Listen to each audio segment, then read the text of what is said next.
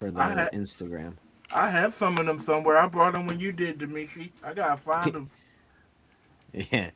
You got a badge and a gun pointed at you. All right, here we go. I get one.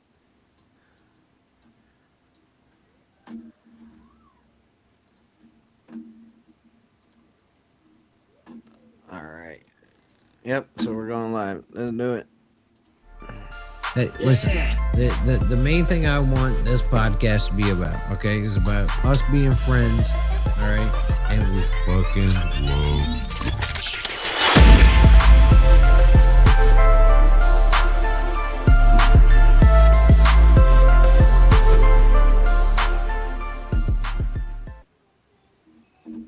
Hey, what's up, everybody? Welcome back to the 2A Brotherhood podcast. Dude, we are so excited, man. We got the one and only Byron, the instructor, with us this evening. And hey, also, we want to say what's up to our Instagram viewers. So we're just First on time.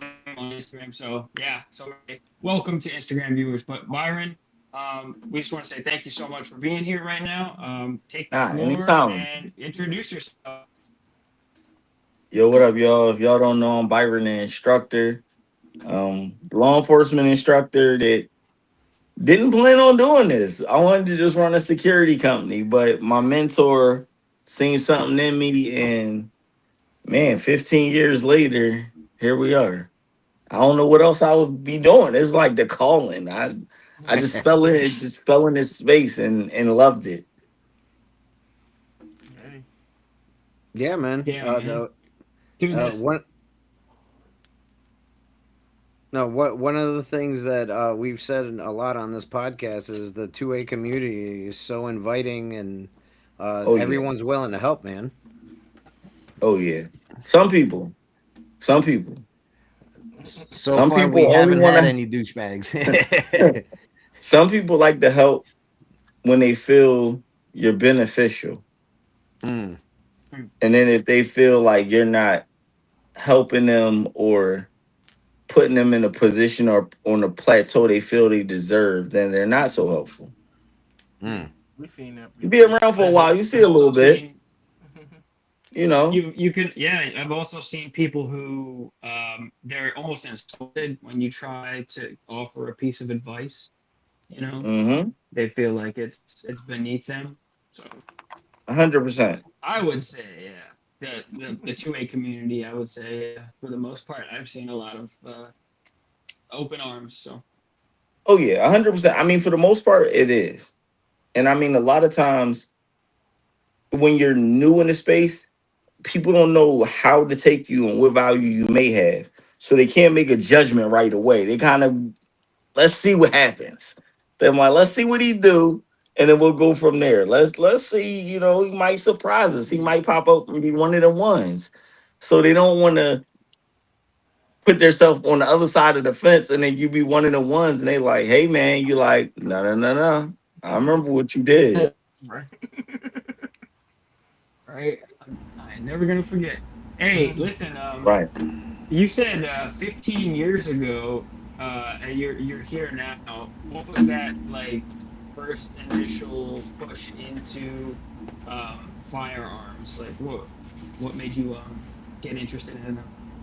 So growing up in an urban environment, for me, it was just not having that proper education, right? So it was like I remember being 16 and one of the OGs told me, you know, yeah, you could fight, but what you gonna do when somebody got a gun? The gun is the power. So you don't want to be the only person running around here without no power because you can't fight bullets. And I'm just like, man, that's heavy.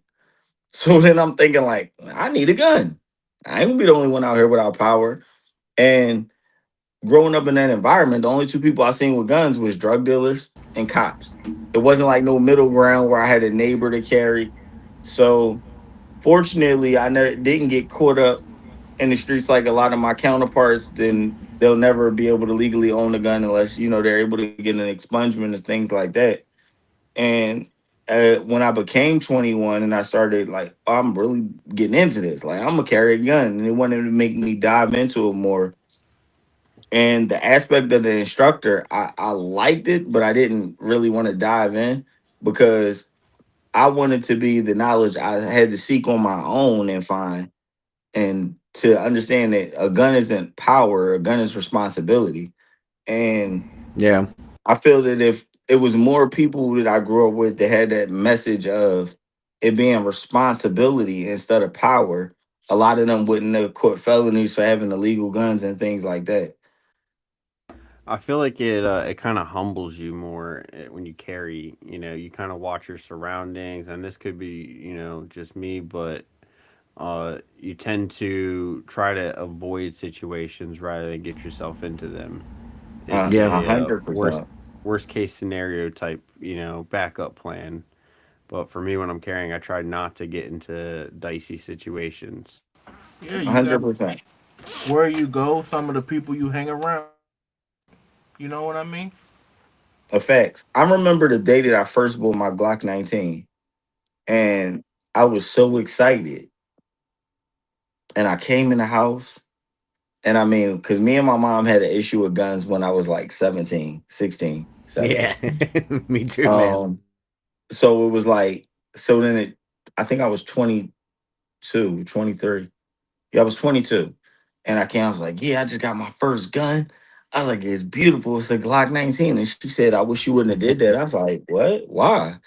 And she's like, because you're going to go to jail. I was like, because I have a gun? She's like, you have a bad temper. And she was like, you having a bad temper and a gun that doesn't mix. So I'm glad she said that because her perspective of it made me reevaluate the way that I move. And I'm like, yeah, I had a temper, but it wasn't just, it was that urban mindset. Like, if I let you talk to me anyway, then the next guy gonna think he could talk to me anyway. And then if I let you do something and slide, then the next person is gonna do it and they think it's okay. So my mindset, especially after I found out I could fight, at that first fight broke the ice. And I was like, oh, that wasn't even that bad. I actually could fight a little bit. Then, because I remember my grandma used to always tell me it's better to hit and run away because you live to fight another day. So I never actually questioned her about it. But in my mind, I'm like, Dad, you seen somebody get beat to death? Nobody want to die like that. So in my mind, I never got in the situation. And one day I did, and I punched this dude and ran. Then I got tired. So I stopped running. So then we fought, and I'm like, that's it? Oh, I could take some punches? Okay. And then, then my motto was, you're not gonna talk to me any type of way. You're gonna have to fight me. And if it don't go my way, I'm old school 80s baby. When next time I see you and you see this book bag coming off, you know what time it is. So my mom knew that was my mentality. So then I started thinking about it, and I'm like, that is true. Because I had to look at it from another perspective.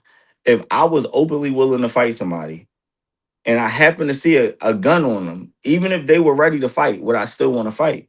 And in my mind, I'm like, no, because if I beat you up, you're gonna shoot me. That was my Yeah. mindset of it. And I was like, so you know what? I can't fight with a gun on me because it just won't make sense. Even if I'm down to fight you and I could take the L and not shoot you, the other person is not gonna probably think that way. So it caused me to have some emotional maturity at a younger age carrying the gun because now it's like one wrong move, I am gonna be in jail. So it just All it it takes just is made one me more bullet. calm, and it just like really ain't that serious. Like then from me carrying the gun, it took me back to what my grandma used to say: sticks and stones will break my bones, but words will never hurt me. And Yeah. then it was just like, all right, whatever. And it's like, what you looking at? Nothing, bro. My bad. Because it don't be because now mentally I'm at a different space, so it wasn't that same level. Like I felt like I had to prove something. Now it was just like me being more calm was giving you a pass that you don't even know I was giving you because I know what I'm carrying and I know the responsibility that I have. Now you might think it's sweet. Okay, that's fine. As long as you think it's sweet from across the street and you stay over there, we all good. Yeah, you leave me alone. Yeah, So I'm all it takes actually is one bullet to change your whole life, change the whole right, trajectory of your life. You know. 100%.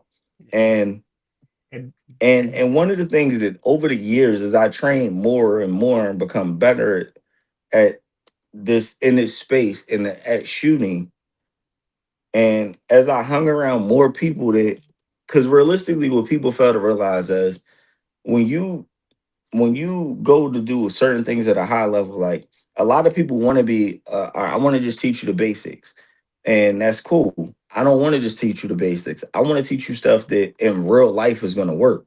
Like I like to give people reality checks in the classroom and make people think out of the box. Where people like to say, "Oh yeah, you do this, you're going to be fine." And that's not always the case. So I like to give people a real aspect of it. And once you actually become a practitioner of violence, because that's really what it is, when you start to really get in the meat and potatoes of defensive shooting, that's what you really are. You become a practitioner of violence. But every time, and I've been around people that are practitioners of violence, from snipers and SWAT guys and martial artists, those are some of the baddest mother, man. But all these practitioners of violence are the nicest people until they're not. And that's probably why I like John Wick so much, because it showed that perfectly. He was a master practitioner of violence, but that's not what he was looking for. Now, once you stole a car and killed his dog, well, now you Now knock you on got a that problem. door and you're going to get that guy.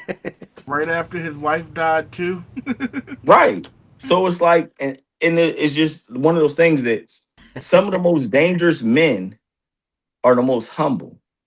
I've seen guys avoid fights that could literally probably drag all six of the guys that had something to say without my help.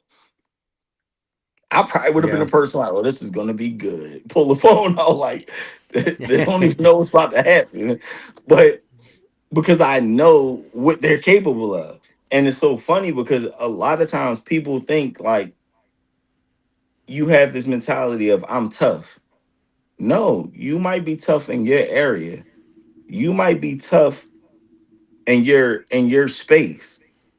But until you have come across somebody that understands violence, knows violence, and will take it to the top tier to make sure this altercation is deaded, you really don't understand. Like sometimes people think like you bad.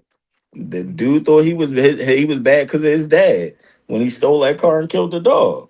Hmm. And Yeah. then he found out who was really bad. My Yeah. mother always told me there's always somebody bigger and badder than you. 100%. Dude, 100%. it doesn't even have to be someone bigger. Like before I Not had my bigger, heart but attack. No, I know. Before I yeah. had my heart attack, I was doing jujitsu, bruh. You want to get humbled? Go in there when a dude that weighs like 120 pounds is just tossing you, and you're just tired. Like that's the main Yeah. thing. You're tired, and you can't do anything by the end of this training. You're just sitting there like, what the heck, man? It's I gotta say, I'm glad you said that. One of the guys I trained with doing hand to hand. Shout out to my guy Idris, Sensei Idris. Man, this dude, his strength and conditioning is crazy. I remember one day he's like, we started off with the warm up, we doing striking. He's like, man, we're gonna do all grappling and mat work today. I'm like, okay. He's like, UFC 5 minute rounds. I'm like, ugh, it's a little dicey. Okay, mind you, it is four of us. It's just one of him. So I'm Oh, like, it's four okay. on one. No, no, no, one at a time. So I'm thinking, Uh, okay, I'm number three. No, no, no, no. I was third. I was third on the mat. So I'm like, oh, it's gonna be a good one. I got 10 minutes. 5 minutes up. One dude get off, next dude get right on. 5 minutes up. Now it's my turn. We get on there, we're grappling around. First, I'm like, man, it's over. I tapped out like twice. Now, for me being in there with him, I was happy with that. That was an accomplishment. So I'm like, right, man, I'm right. tired. But I'm like, okay. Soon as my 5 minutes is over, next dude on the mat. So then I'm like, all right, cool. That was good. So he doesn't stop. The last dude, he said, all right, come on, let's go. Okay. First dude goes back. And I'm sitting there. I was like, I was going to drink somewhere. I said, I just took a sip. Okay. So the second dude goes on. So then I'm back on here. I'm not even. Then that first 2 minutes, I had something. At that last 3 minutes was, but I told him, I said, yo, this is crazy. This is almost bullying at this point that I agreed to. He gets the last dude. So he says, come on, get back on the mat. I said, wait, hold on. I'm confused, bro. This is the third round. He said, so what? You better gather all the energy you got. I said, oh, this is insane. So I'm sitting here, I'm trying to be calm. Then it's my turn again. We get on the mat. I pretty much don't have nothing this time. And he is like, so you just going to die? I was like, no, maybe. Maybe. And this- What are you and gonna this do one, to maybe. me? I'm like, so, and it was just to push me. And I'm just like, bro.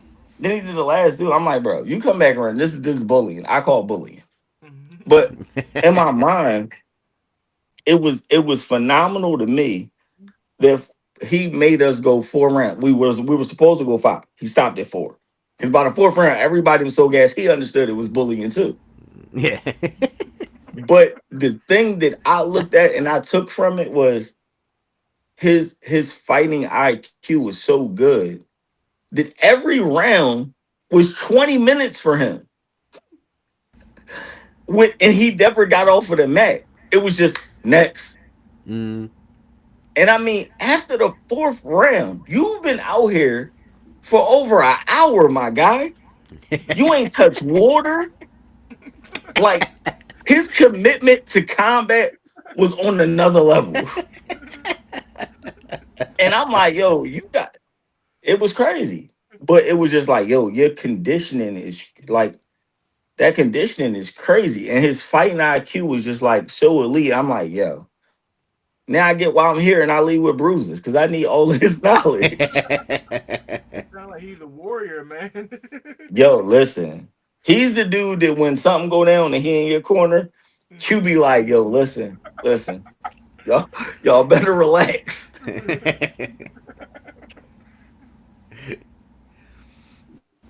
Yeah, the guy that was teaching the Brazilian jiu-jitsu class, he was, I don't know, he was like 155 maybe.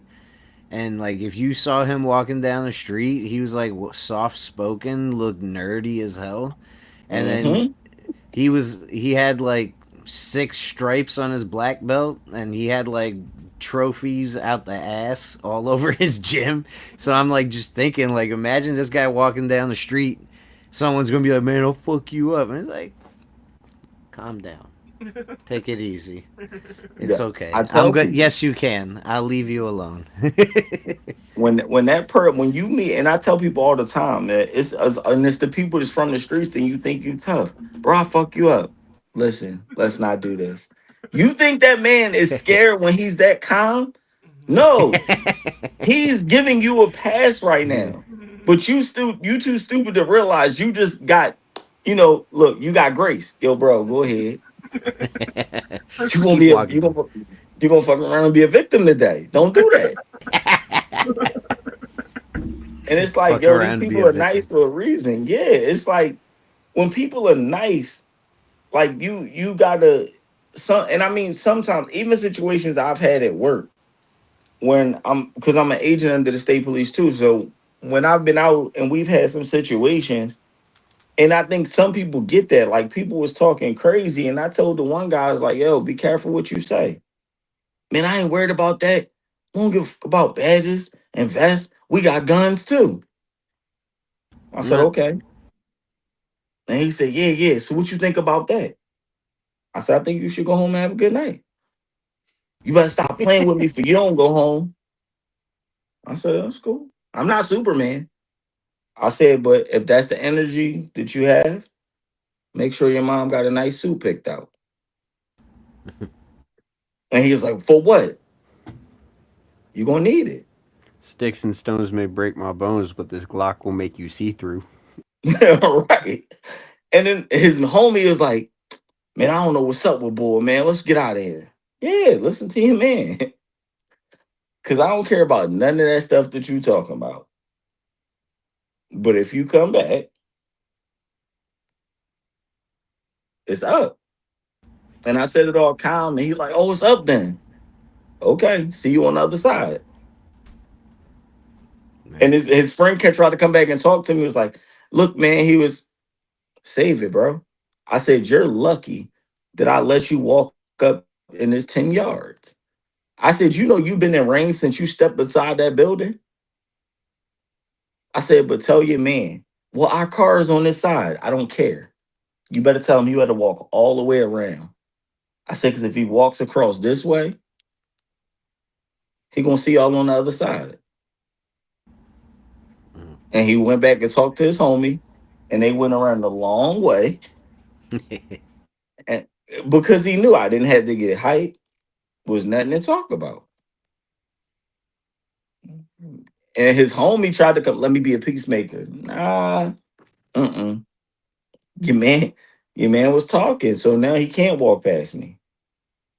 Something might happen. So I'm being nice to let him walk around that way. Especially because he threatened you with a Yeah, gun. Like, why would I let your friend get close to me at that point? yeah. And he was, no, man, he don't care. It's like he walk over here, y'all gonna see him on the other side.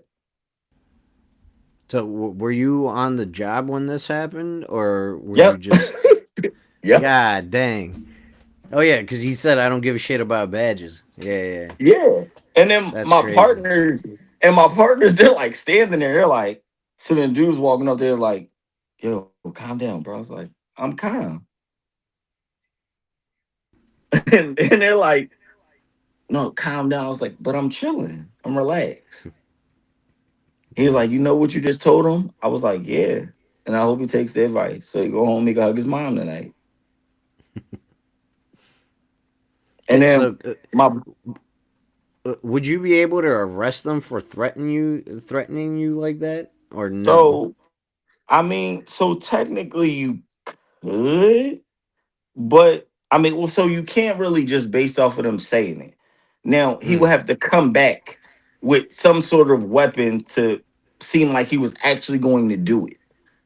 gotcha. I mean, you could go with the terroristic threats, but then it's kind of like you got to say something really heinous, like you're gonna kill me, go rape my wife and my mom, or you gotta go down the rabbit hole of getting real crazy. So I mean, Gotcha. just off of a threat, because most people talk, so you can't really prove it just based off of what he said. Gotcha. So that's a stupid story to be in the street. What stupid crap have you seen when you're training people?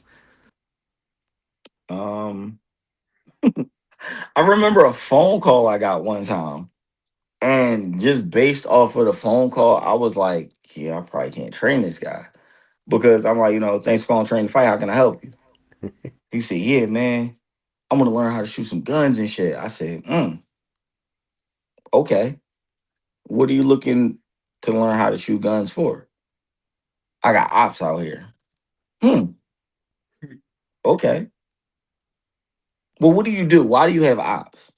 Oh, when you make money, people don't like you. Okay. And I'm like, so, well, what do you know about gun safety? And his response blew my mind. And I was just like, yeah, I'm not the guy for you. Because I said, the safety rules. He said, yeah. If you don't got a holster, you got to make sure your belt tight. Hmm. That has never been a safety rule, but I didn't say nothing. Because in my mind, I should have stopped him. But now I'm just like, you know what? Humor me. All I could say was, okay. And he said, and I said, what about, the gun? He said, you don't point the gun at me, I won't point one at you. Okay. That's not really a safety rule, but I'm probably not the guy for you. I was like, it's probably an instructor out there somewhere that it might work. I said, but I'm not the guy for you. Man, I heard good shit about you. I appreciate that. But I'm not the guy for you. It might be another guy, but I'm not your guy. You're not as good as I thought you was. Click. Okay. Now, But just based off of what you were saying, bro, like you sound like you a drug dealer and you ready to get out here and nah, like not Now, if you have a guy that's constantly breaking safety rules, right?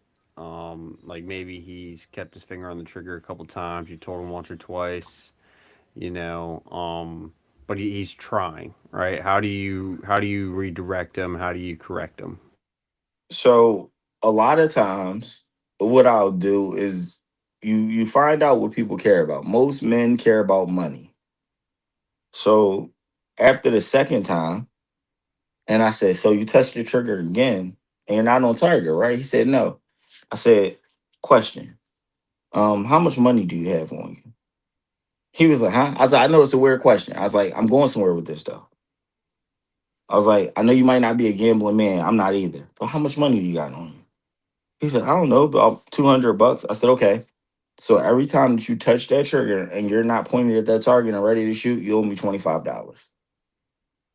Mm. And he said, $25? I said, "Yeah. Or if you don't pay me, lesson's over. I already got my money and you could go. Put me in unsafe." And I was like, "I think that sounds fair." I said, "Because I'm giving you the opportunity." And I said, "But what you need to understand from this is mistakes will cost you. Here is Yeah. $25. Outside, it could be prison." Yeah. Then after that, he thought about it. He ain't touched that. I had to tell him, "Okay, you're on target. Pull the trigger." Now he's being super cautious. But he needed I needed a way to pull him back and make it real for so he understand the seriousness of what he was doing. Yeah, in my concealed carry class, that was like a big thing that the instructor said. It, she was like, finger off the trigger and don't worry, like don't worry. It's someone's going to do it. I have every single class, someone does it, and if you guys do it more than 2 times, and especially if you're not pointing the weapon down range, you guys are gone out of the Hmm. class. That you guys are gonna have to take a safety class by yourself. Yep. And it's like you have to be like that because it, people don't care about a oops because realistically, right? And this is just things I've seen over the course of 15 years that people want to say, "Oh, well, the instructor could have." And I've seen videos of people saying me was like, "Oh, this instructor could have did better," and then I'm just like, "Well, action beats reaction every time." So for you to say that that instructor was supposed to be psychic and know what this person was going to do, that's unrealistic. I said now because the what happened, it happened so fast. So somebody ND'd into the counter, and the instructor was right there, but it literally happened so fast.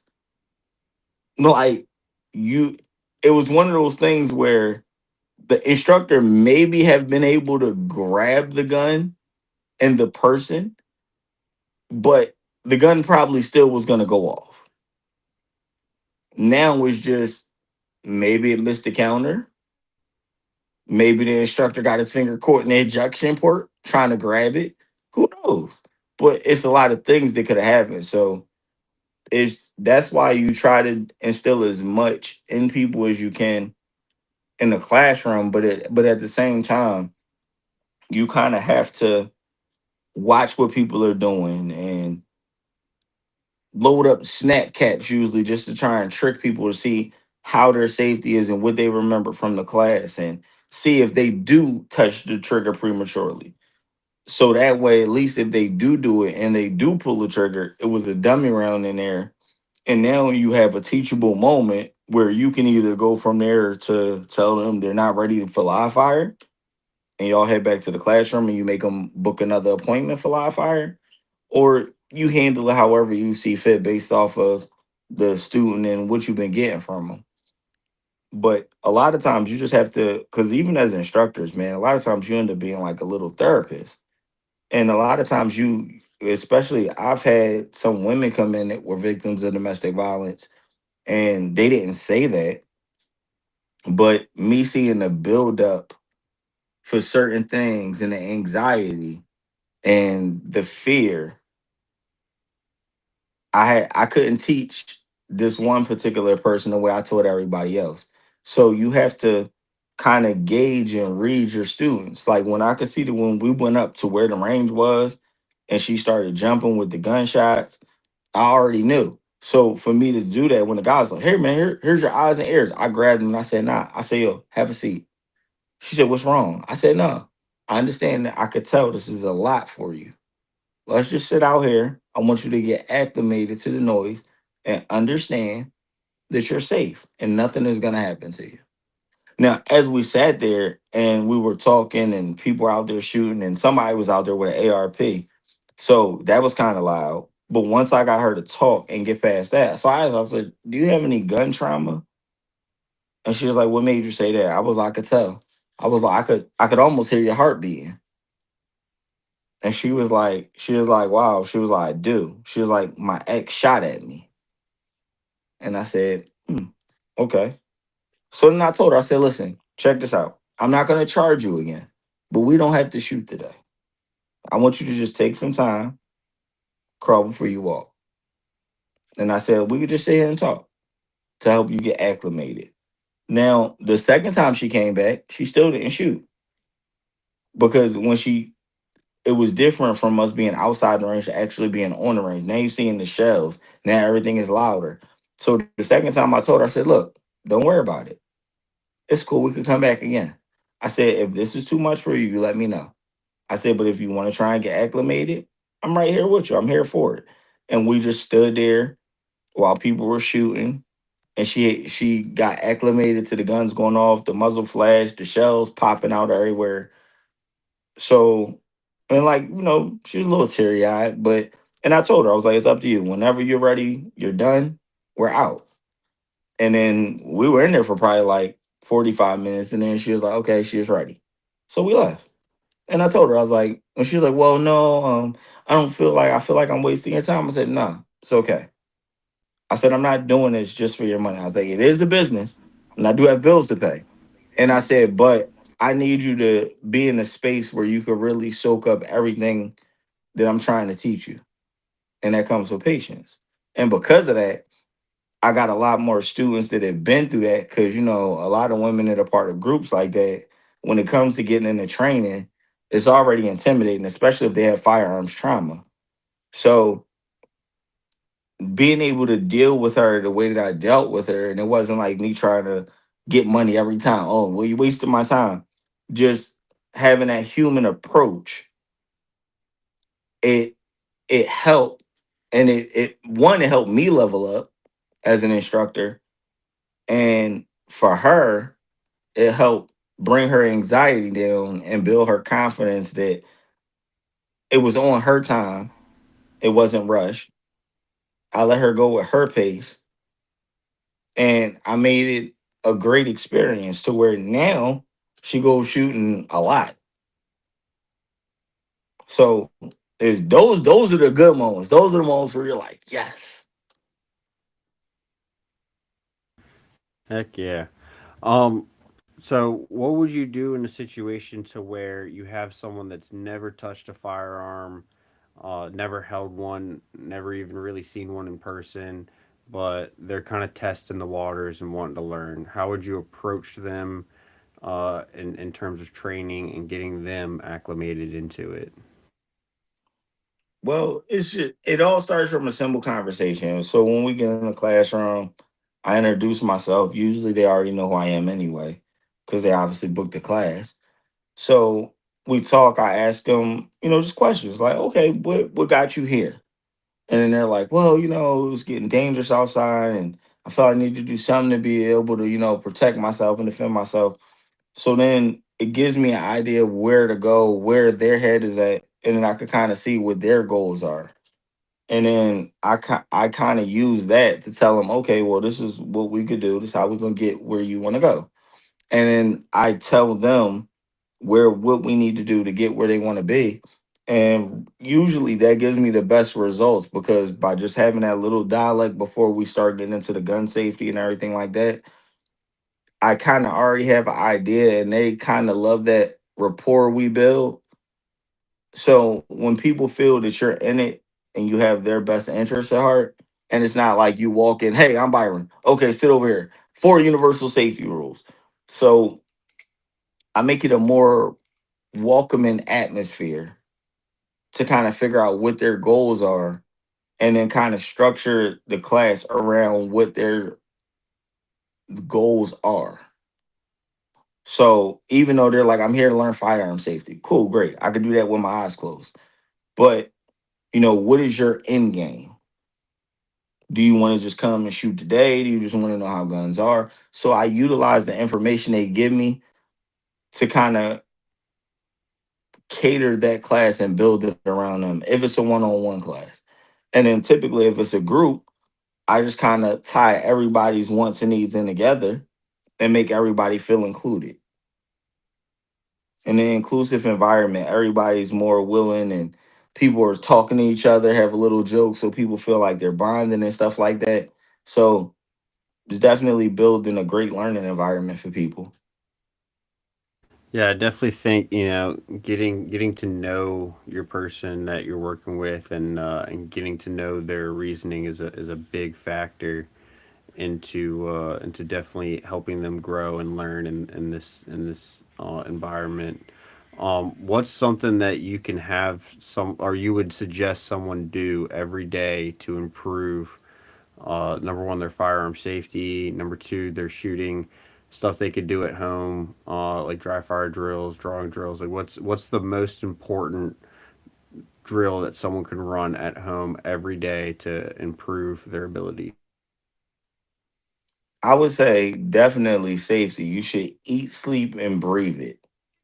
So it should be one of those things that you go over it so much that you think about safety when you're sleeping. And for drills, I would say the most important thing that people should do is when you, especially if you get new gear, but let's just say you're starting off and you only have one setup. You should be trying your best to draw that firearm in all different articles of clothing that you're wearing. If you get a new holster, the holster should not be outside until you successfully can do maybe a good 25 draws. Or now that might be for the people that's really intense with it. Now let's say out of 10, you do best out of 10. If you can't be on the higher end of six, a higher good draws, maybe it's not ready for you to carry that outside yet. So you have to gauge yourself because if you can't perform and get this gun out more 6 out of 10 times when you're calm, you're in the house and you're relaxed. In real life, it's not going to work out for you because you're going to fall. Like people think you're going to rise to the occasion. No, you're going to fall to your training. So if you train so so, your results are going to be terrible. Hmm. People that train to be great, when things happen, you're good. So it's just one of those things. You just want to, though, that's one of the most important because the gun does you no good if you can't get it into the fight. So I would say one of the biggest things is practicing that draw because people think people switch which way they carry. Oh, I got sweatpants on today. I'm gonna carry appendix. Okay, I'm wearing this. So this the way that these pants fit me, I'm gonna carry it 2 o'clock, 3 o'clock. So every time that you switch something like that, or you switch your clothing, if it's getting colder, now you got to put on a hoodie. So if you're wearing a hoodie and you've never practiced drawing from concealment with a hoodie on, it's different. If you're wearing a jacket, and these are things that people have to think about. When you carry a gun, you have to be mindful of everything that you wear and how you're going to get to that firearm. Like I noticed a lot of people that I know that carry guns and they do it. Man, we have a cold chest. You see somebody with a jacket and a hoodie on. And the hoodie is only because the jacket needs to be open so they can access this firearm if need be. So you Yeah. have to cater to what is going to give you the best situation and the best case to get that gun into the fight if you need it. Hmm. And Yeah, I'm people seem to definitely think that that's paranoid. That's not being paranoid. That's being prepared. Hmm. Yeah, I'm definitely guilty of the switching up where I'm carrying if I'm wearing sweatpants or jeans or whatever. But I do practice my draws regularly. And one thing I noticed, man, and I wasn't expecting it when fall came around one year. I practiced with a flannel on, and that was ridiculous. That tripped me up more There's no times than I give. can. Right. There's That no tripped give me up. on those things. Yeah. Yeah, it tripped me up more times than I can count. Just finding workarounds for wearing a flannel because I'm not giving up my flannels. I'm not sacrificing that, but I'll find a workaround. And What Yeah, and that's what it's about. What you do know, you think about pocket carry? So I had a student one day, and this is probably one of my students that is trained, and he always comes to the range with these ideas. And one day he came to the range, um, and when he came that day, I did a concealed carry class for a couple guys that he knew. He brought them to me. One was a football player in the NFL, um, and his brother, and then one of their friends. So I'm doing it, and then he at the end he is like, "Yeah, I got this little pocket rocket." I was like, "Why?" And I was like, 'cause it's in your pocket. Now you don't feel comfortable, so it's in your pocket and it's in his sleeve. And he was like, "Have you ever tried it?" I said, "No, because in my opinion, it's stupid." He said, "Do you feel you could do it?" I said, I possibly. I said, "I never tried it." So he said, "I mean, you always say sometimes you just got to get comfortable being uncomfortable, right?" I said, 100%. He said, "I want to see you go through a scenario with it." I said, "Give me the stupid gun." So I put the stupid gun in my pocket. So then he noticed I started switching stuff around. I took everything out of that pocket, put it in my other pocket. He said, "What are Yeah. you doing?" I said, "I'm staging it." He said, "I thought you never did this before." I haven't. But I mean, if I would do it, not it's still stupid, common but sense. at least I'm setting this pocket up to win. You don't want So then nothing we else in did it. that pocket. Right. So then we go through the scenario, and then like I always like doing live back and forth, like we're interacting. So he like, "Yo, man, I need some help." I'm like, "I can't help you. I don't got the type of help. You don't want no help from me." So he's like, "Yo, man, what you got in your pockets?" I said, "Nothing that you want. I don't have nothing." I was like, I'm trying to make $1 out of 15 cents.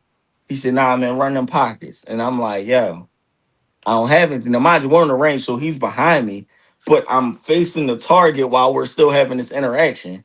And he's like, "Man, you don't want to give it up. I can run your pockets." And I got it in, got off of the X, threw the little case off, and then engaged. And then he was like, "Well, you hit the target, you got off the X." And I was like, "Yeah, but that's stupid."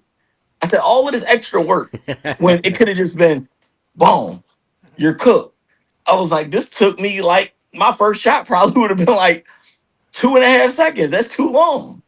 I was like, "If I just had to get a garment out the way and shoot, I'm at like right over a second at best, like with a little lag. I'm like a 1.10." Mm-hmm. One of the most But memorable clips I have is there's a video online, and this dude was on a podcast, and he was a former rapper, or I guess kind of still current rapper, right?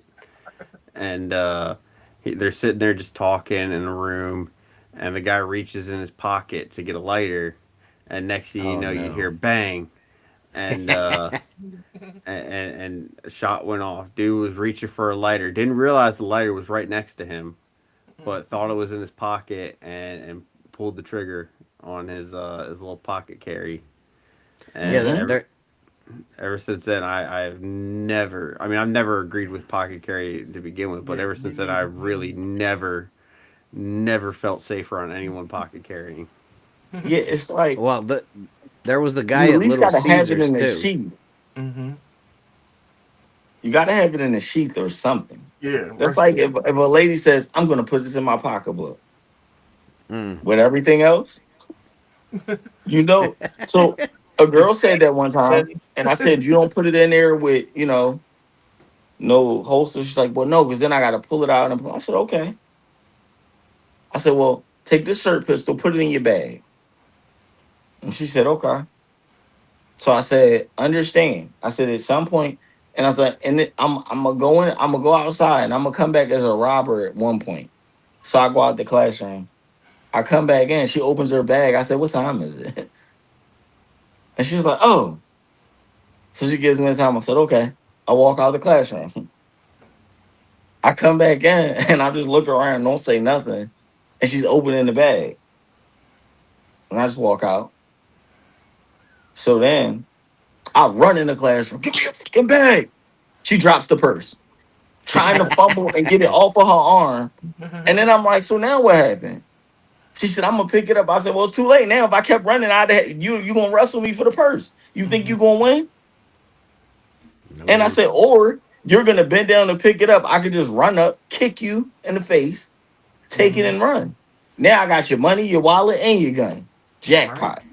Yeah, when we were talking to my wife about getting her concealed carry, she started looking at the purses specifically for concealed carrying for women, right? And my Mm-hmm. argument to her was, you leave your purse every fucking where. Okay, it's in the car half the time, and you forget to bring it inside. And I'm not trashing my wife. I love my wife, right? But I was just, as an argument, I'm like, you leave it everywhere. You never know where it's at. You don't keep track of it, right? And all it takes is for you to set it down in the shopping cart at a store, and you reach over to grab something off a shelf, and now someone's got your gun. Mm-hmm. Yeah. Yeah, man. That's I Yeah. all it Like, don't. takes. I don't think And a there's lot so of many people. options. Mhm. Hmm. I don't think a lot of people realize if you got to use your gun, most of the time somebody got the drop on you, so you at a disadvantage. yeah. That Yeah. you're already behind the curve. Yeah. Yep. Because you have to react anyway. So. Hmm. Right. So you have to hope that something else happens. Like, and that's one of the things that I like to do when we give people scenarios and stuff like that too. Like I actually we did a scenario in the classroom with blue guns. And it was like these weren't even surplus. These was like some cheap. I forgot what the company was. They were cheaper than Sir Pistols, but like you pull the trigger and the little dot go off. Hmm. So what they did is they simulated robbing me, right? And it was Mm-hmm. two of them. So they come up with guns. So they seen the Sir Pistol on me. So they're pointing. They got me. So Hmm. they're like, "Yo, get the money." I'm like, "It's oh yeah, we just got a new gun." So as he was grabbing the gun, right? And I said, "Look, man, don't hurt me." And the other guy behind me, my other so he's like, "Yo, man, turn around." So as he was grabbing the Sir Pistol off my waist, he put the gun down. So I grabbed his hand with the gun in it, pulled forward. He pulled the trigger, so he shot his buddy in the head. Then I just twisted it a little bit, and I was like, "Then I'd have just took the gun from you." I was like, "At this point, I'd have broke your finger, and I'd have just twisted around. As long as it wasn't pointing at me, I don't care." And I was like, "You just shot him in the face, so I ain't worried about him right now." And then his You buddy is Jackie like, "Bro, Chan his so," ass. and his buddy is like, "How did he shoot me with your gun? You shot me." He was like, "No, but see, when he pulled me forward, I went to pull back and my finger just tightened up." He was like, "So exactly. He led the gun to my face and you pulled the trigger." But it was one of those things, That's and I told movie him, shit. yeah, but it was, and I told him, I was like, I didn't know what y'all were gonna do. I said, so you forced me to react. And I said, realistically, I only did that because you gave me that option. When I seen that that gun wasn't pointed at me, I said, okay, I just got to make it worthwhile. And I was like, if you get shot in the face in that T box, you're not going to be able to shoot anyway. So all I needed to know was, and I was like, an instant reaction. If I pull him up and the gun is pointed at you, he's going to want to jerk back. If you jerk back, you're going to tighten up. You tighten up in your fingers in that trigger, well, you're going to shoot the gun. So now he just did favor for me. And now all I got to do is just hold it in battery and twist it. Hmm. Now you're good. Now you're cooked. And I told him, I was like, realistically, if you try and rob me, I'm giving it up. I said, now in that situation, that I was like, I probably would have did that in real life because I felt like y'all were rookies and y'all taking my gun. So that was super personal.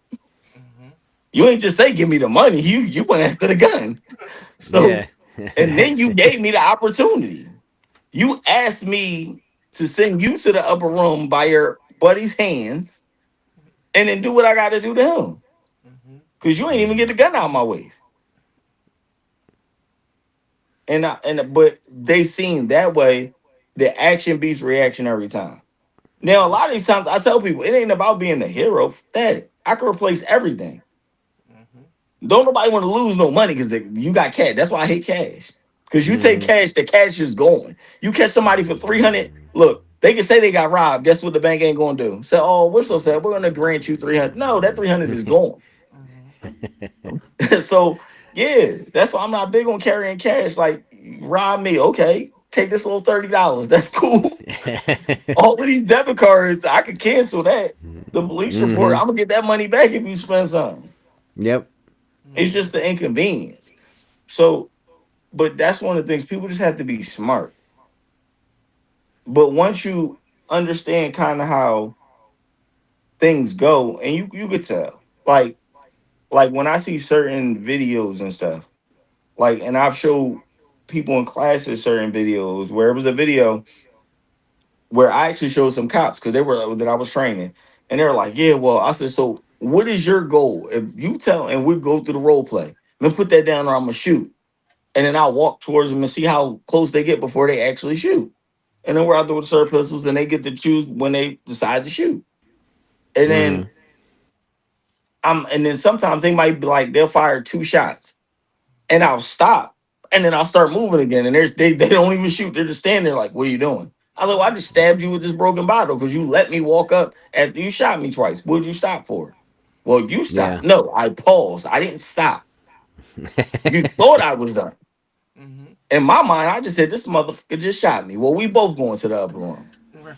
because Yeah. now I'm more determined than ever. And Mm-hmm. then they're like, "Well, I mean, well, they say." I said, "Who is they say you fired two shots in the chest?" He Mm-hmm. was like, "Well, kind of the sergeants in the." I don't care what they saying. They're not really outside. If they tell you that they're not really outside, I said that's why I get paid. He said, "Well, how?" He's like, "When do we stop shooting?" I said, "When the threat stops." Yeah. And I said, "If you fall and you still got a gun in your hand, you either let it go or I'm gonna give you some more." Mm-hmm. So, like, on the law side of that, right? If someone falls, they still have the gun in their hand, and you're still shooting them, even though they're dead. Isn't that going to like get you in shit? Because they're going It, to it, say like, it depends on how you can articulate it. Funny story is okay, the agent that was working in a gas station. Now they had this guy that was a known problem because he used to sell hot dogs and burgers and things like that.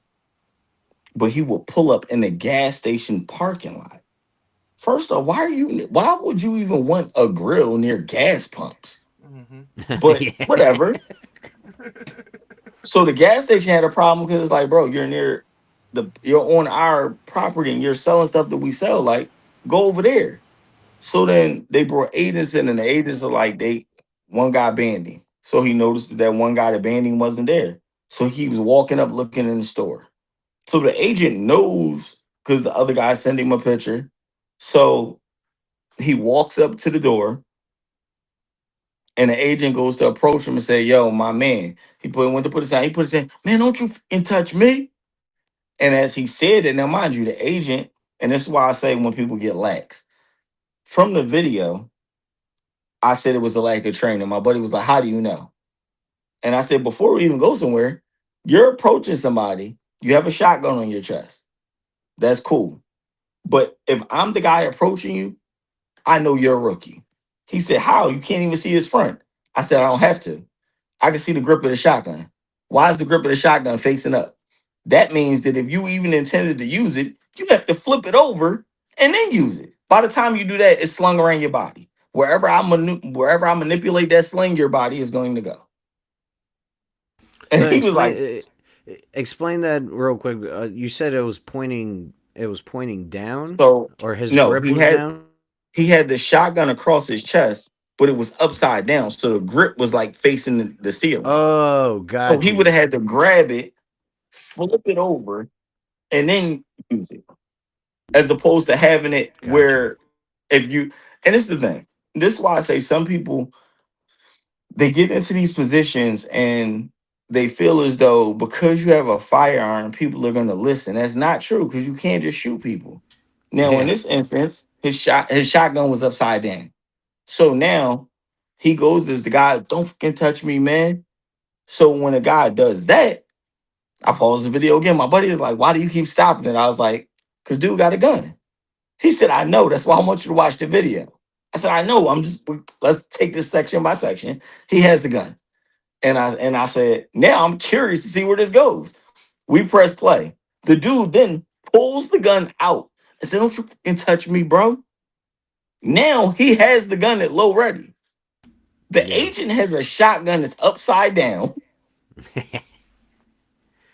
and your handgun is still in the holster, and he beat you to the draw. So he met you with the aggression of pushing your hand down.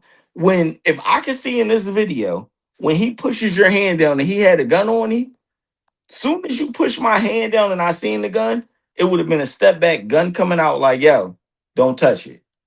If you touch it, I'm gonna shoot you." Now Yeah. he didn't think proactively. So now the guy has the gun out in his hand. Now I'm not sure what he was thinking of drawing this gun, but he drew it and said, "Don't fucking touch me, bro." So then the agent is backing up and draws his gun and starts shooting. Now the gunfire starts. Now the agent is off camera, but you see all Mhm. of the shots. You see the window behind the guy crack. You see the guy like, oh, so you can Mhm. see him get hit a couple times. So when he falls, now the agent dumps the magazine. Yeah. So the guy falls. Now he's on the ground. The gun is still in his hand. And he says, "Oh," because you can hear the voice. He's like, "Oh, really?" Now, mind you, the agent had a shotgun, so his handgun is empty. I guess he threw that in a holster because as soon as you hear the guy like, oh, really?" Doom, doom, doom. And I'm sitting here like, okay, Dang. this Damn. is crazy. Now, but the whole time, the gun is still in his hand. Mhm. Now he says, after the dude stops, he says, "Really again?" He douche. Now, after the second one, you see him like kind of, and the gun drops. He tosses it. You still hear douche. And you see him like put his leg up trying to push himself out the door. And douche. Now, in the course of Jesus. that, he shot Buddy in the face. Now, the dude didn't make it. I Now, mean, god dang. If he made it, yeah. holy shit. Now, he didn't make it, but the only thing that saved that agent that day was the fact that he got shot. So in the midst of him shooting a dude shot back a couple times Mhm. and hit him in his leg. That was the only saving grace that kept him from avoiding charges. But Mm. and the only reason also is because after the dude tossed the gun down, you fired three or four more shots. I can't remember now, but it was like at least three with a Yeah. shotgun. Yeah. And the last one you shot him in his face. Mhm. Now, and I actually got a cell phone video of somebody that was in the store after it happened. And somebody else is trying to get in the story, like, what happened? He's like, "Yo, man, call the cops, man." He's like, "This dude Mhm. dying, man." And then it was a whole thing. But in that case, he got shot. So he got lucky. Because typically, if you're now, and it could go different ways, right? Because it depends on how you articulate things. Mhm. Nobody that hasn't been in those stressful situations can understand. Now, when you're in it, this whole video may have lasted 15 seconds, but for that agent, it was 20 minutes. Mhm. Because when you're in these situations, time moves so slow. And for him to get out, and as you get this tunnel vision, because when you pick fight over flight, you are going to fight until you can't fight no more. Mhm. And That's the one thing he did right. But when the dude threw that gun down, you should have stopped. Yeah. But since he was injured, now I can also say, listen, I was under duress. I was just been shot. Mm-hmm. So I didn't know. I needed to make sure he wasn't getting up so I could tend to myself.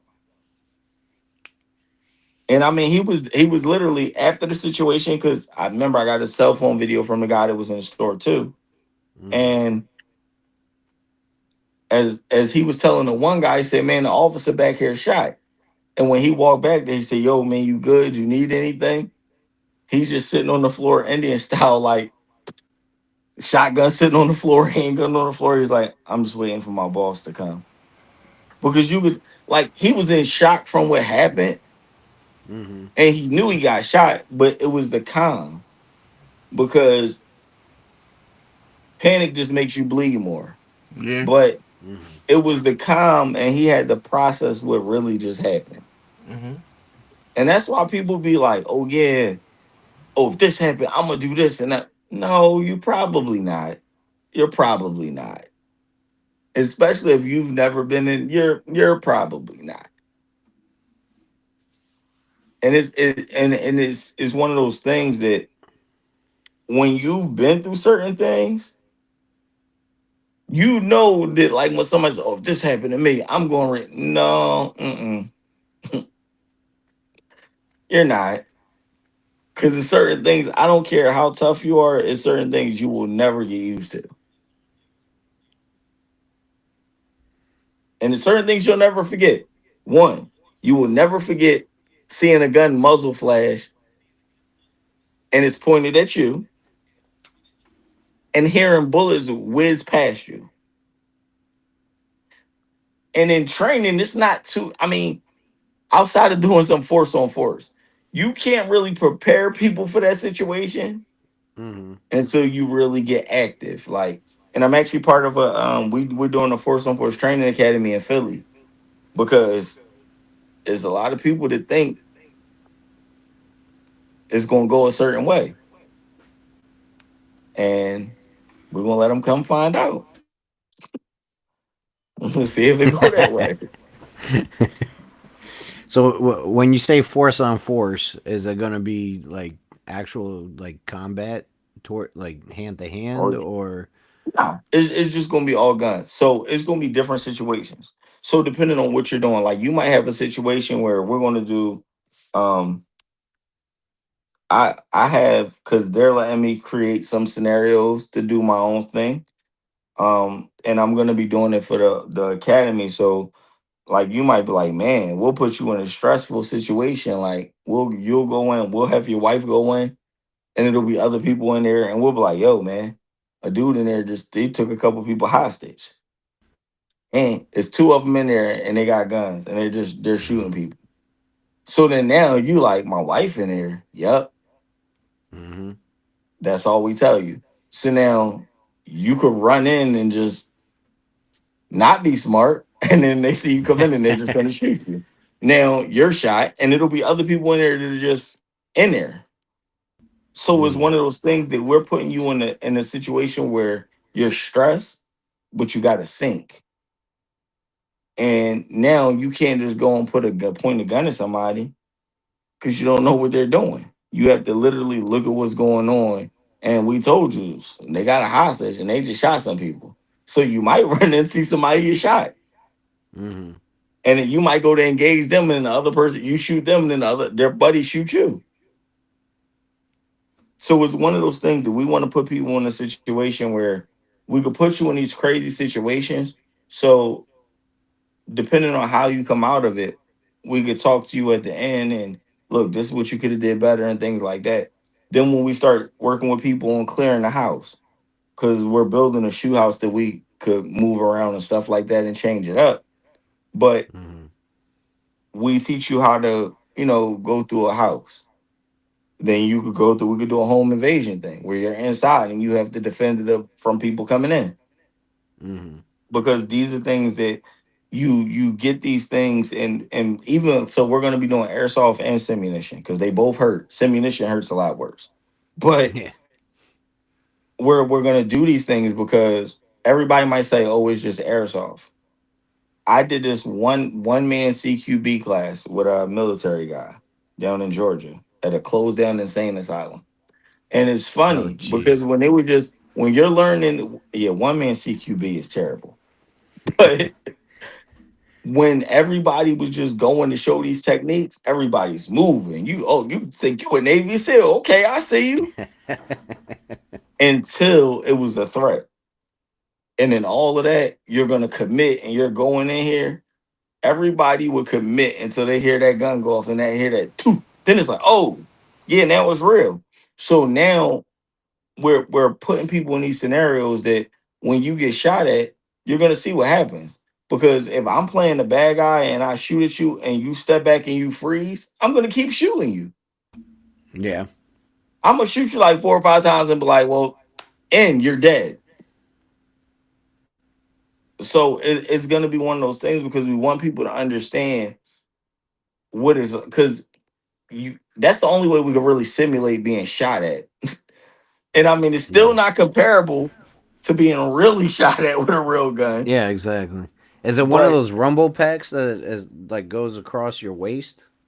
oh no, no, no, no. You're really gonna get shot with BBs. Oh, okay. I So got you. you're gonna know. Got you. Yeah.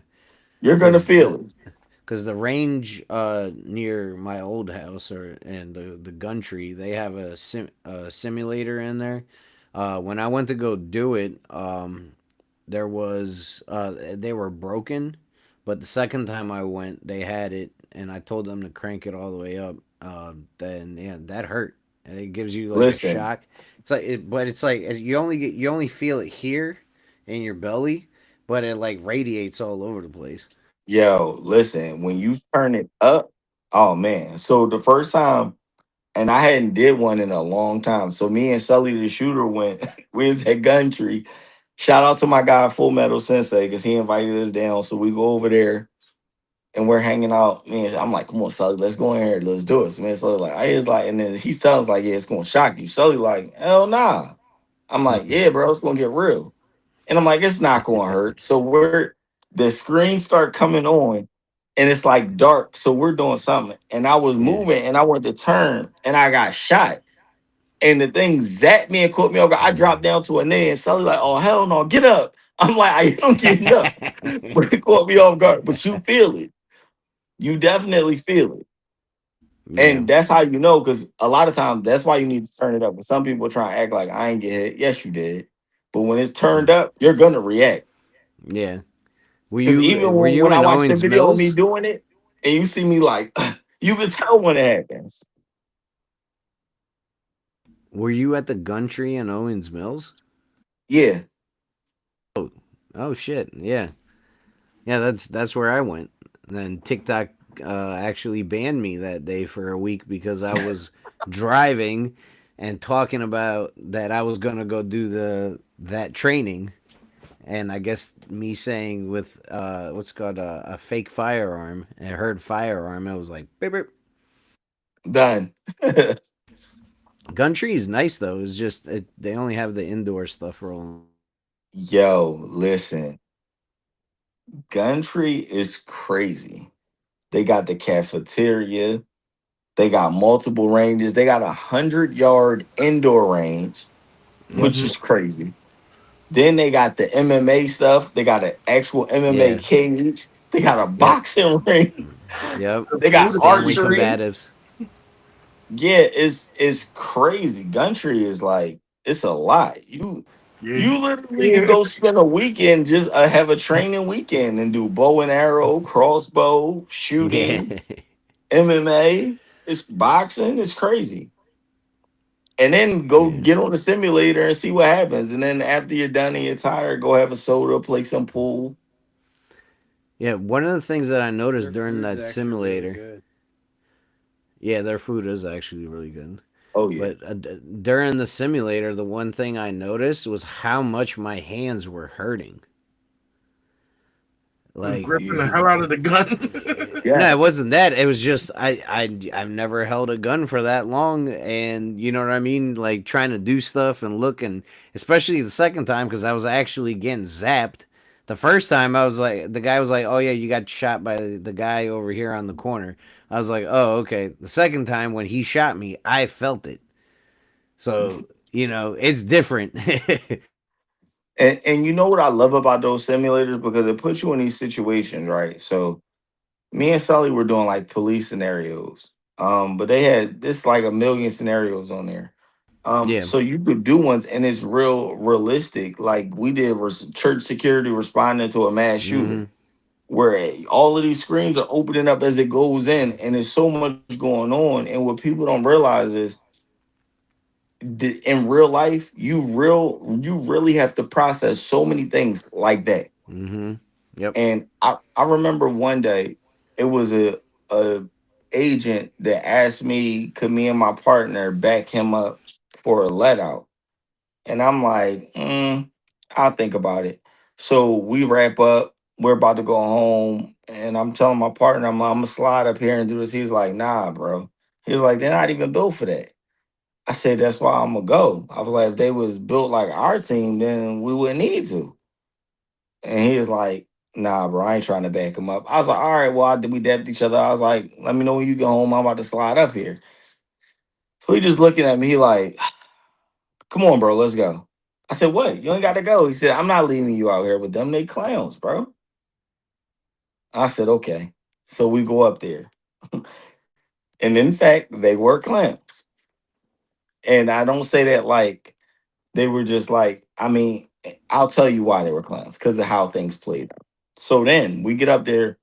It's probably like 70 people out here. We park up. Y'all gotta go. Y'all gotta go. So we're pushing everybody down this one way. Now it was me and my guy, Josh. He got a shotgun. I'm just regular handgun.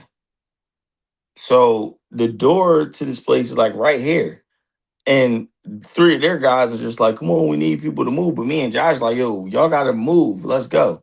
So next thing you know, all we hear is pop, pop, pop, pop, pop, pop, pop, pop. So now I'm gun out. Josh is shotgun up. We're going through this crowd of people running towards us. Like all of that, Jeez. all people saying like, "Oh yeah, you can't put your gun up." I hear that. I ain't trying to hear none of that in real life. Cause listen, my gun was right here. Cause if you popped through there and you had a gun in your hand, I was putting you down. But when you're doing in this situation, everybody that is walking past me, I'm trying to scan everybody's hands as I'm passing them. I got people bumping me. I'm running through people bumping me. And these are real life situations. This isn't like if I shoot somebody, it's like, all right, get up, you'll be all right, walk it off. Nah, this is real life. So this is real life. You need to identify the threat. So once we start getting through the crowd, a car pulls off. So I'm looking at the car like, all right, I ain't see a gun in his hand. So we're scanning. So I'm turning around where everybody ran to make sure nobody behind us with a gun. And it was two other people on the other side. So Josh is facing that way. I'm facing the opposite way where everybody just ran, and we're scanning. And then the girl's like, oh my God, they shot me. So then I'm scanning. I'm like, all right, well, we're clear because everybody didn't ran.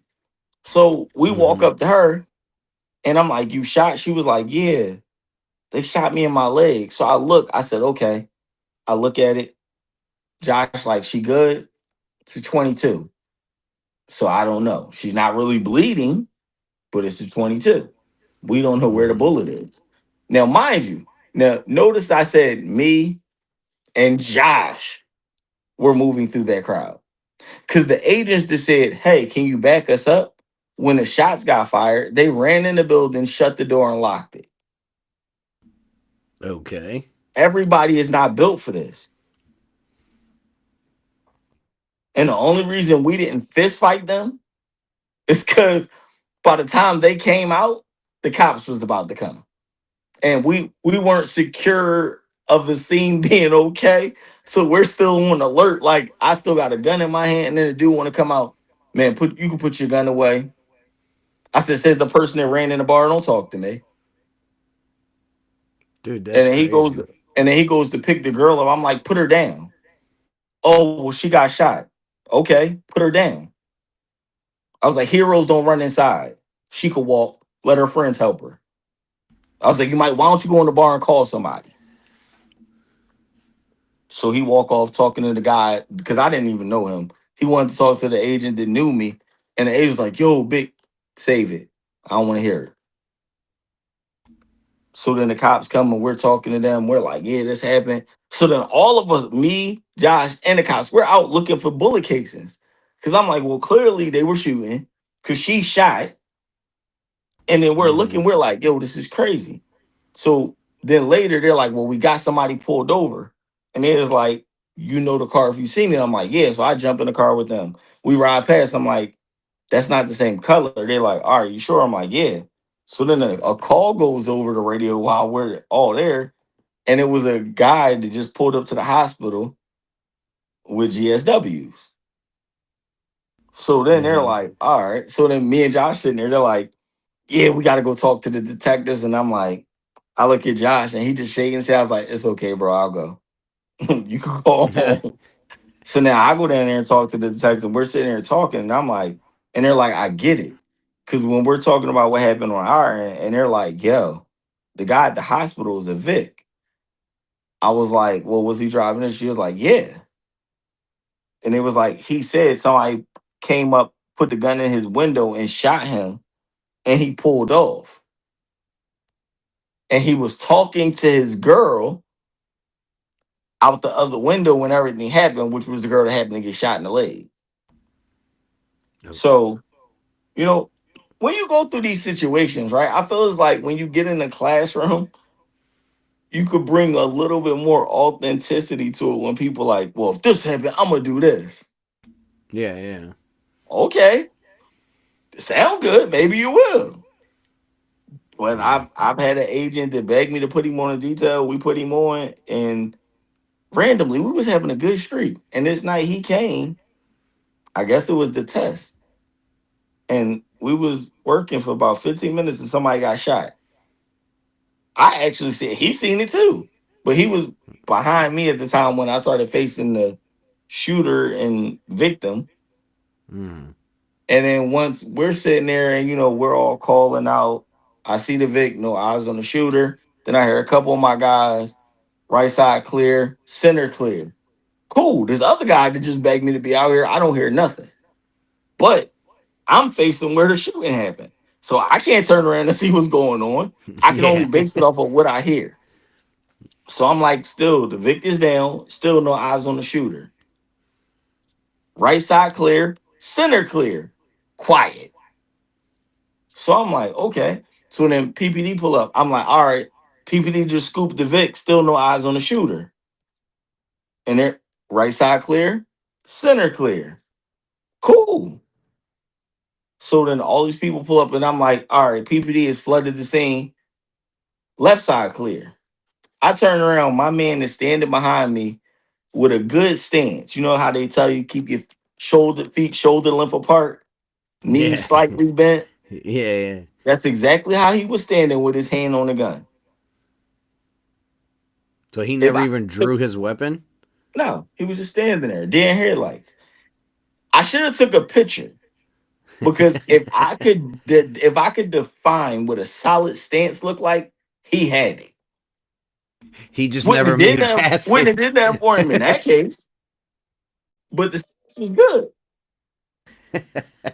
He practiced it a lot at the range, and when it came time, he nailed the stance. He failed everything else, but he nailed the stance. But and that's one of the things that people don't understand. Like we always say, have a good grip, a good stance, and all of that. Realistically, when the issue hit the fan, you're not going to be standing still. So when we start getting into defensive shooting, you're going to shoot in unconventional positions because you can't choose to say when people say, "Oh, I'm a right-handed shooter. Why are we shooting from my left?" Because what if I shoot you on your right shoulder? What you gonna do? You gonna give up? Yeah.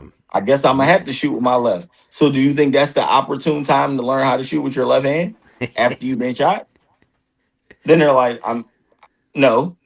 Okay, so that's why we're working with the left. Now let's get busy.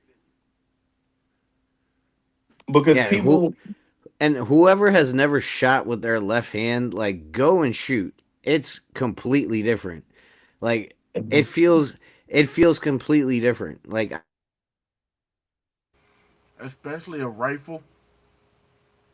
Oh, yeah. see, when you Oh start yeah. getting people the shoulder bump and switch Bruh. shots with a rifle, Do you remember? listen, No, Rob, hold They on a start second. looking funny.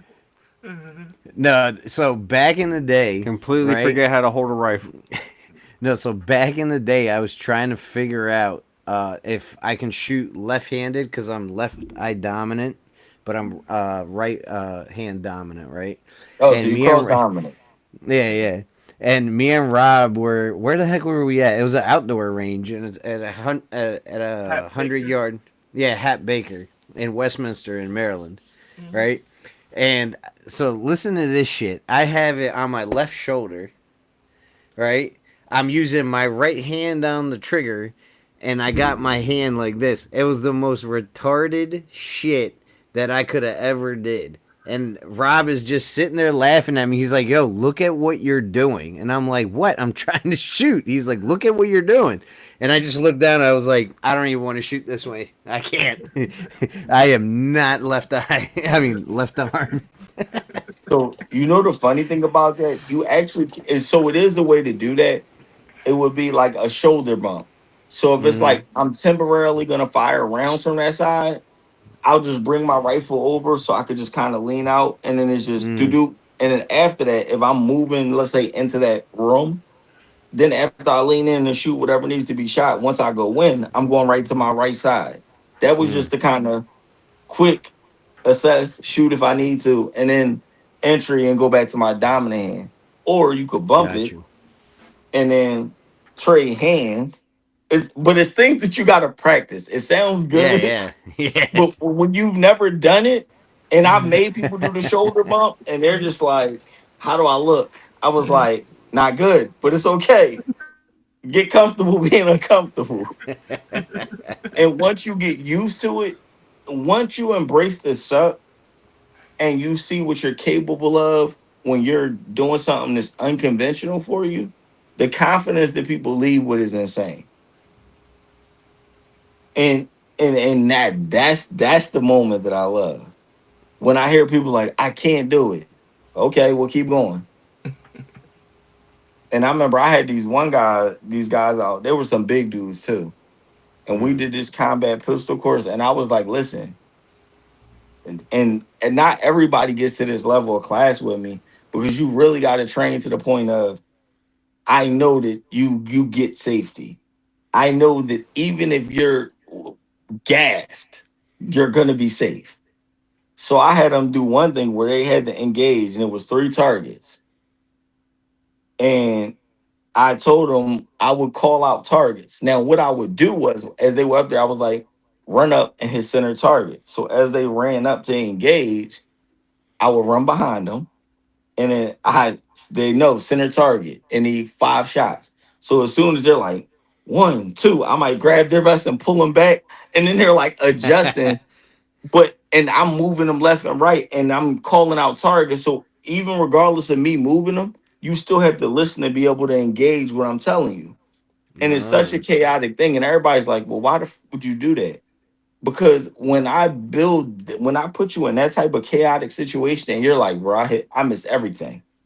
And then when you yeah. walk up to the targets and see that you got the hits, the confidence that it builds, man, guys, is if you're in the shit, you know that I could survive here. And that's what it's about. Then after that, we worked out when people were tired. Then I made everybody do 100 jumping jacks because we were outside. So you had to do Mm. 100, and these are big dudes. So they had to do 100 jumping jacks.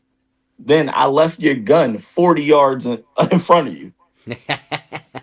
Actually, no, this range is longer. It was like 70 yards. So then you had to do a sprint after you do 100 jumping jacks, and you have to sprint a good like 40, 50 yards to get your gun. Sometimes I put the mag in, sometimes I left the mag out. So you had to charge it. Sometimes I put the mag in and didn't chamber around. So then you had to pick it up and just like click, and you got to tap. Then after you do that, I gave you a certain amount of shots, and you had to engage 3 targets. You do that, you holster. Then you have to run back, get behind barrels, shoot, transition hands, shoot from the other side. Then I had you come out, walk the target down a little bit.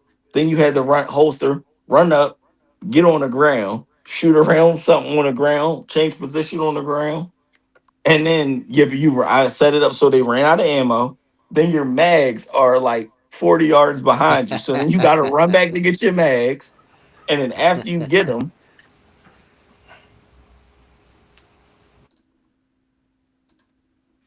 and it's like, all right, final stage, you got to engage. So you get it, they're feeling good.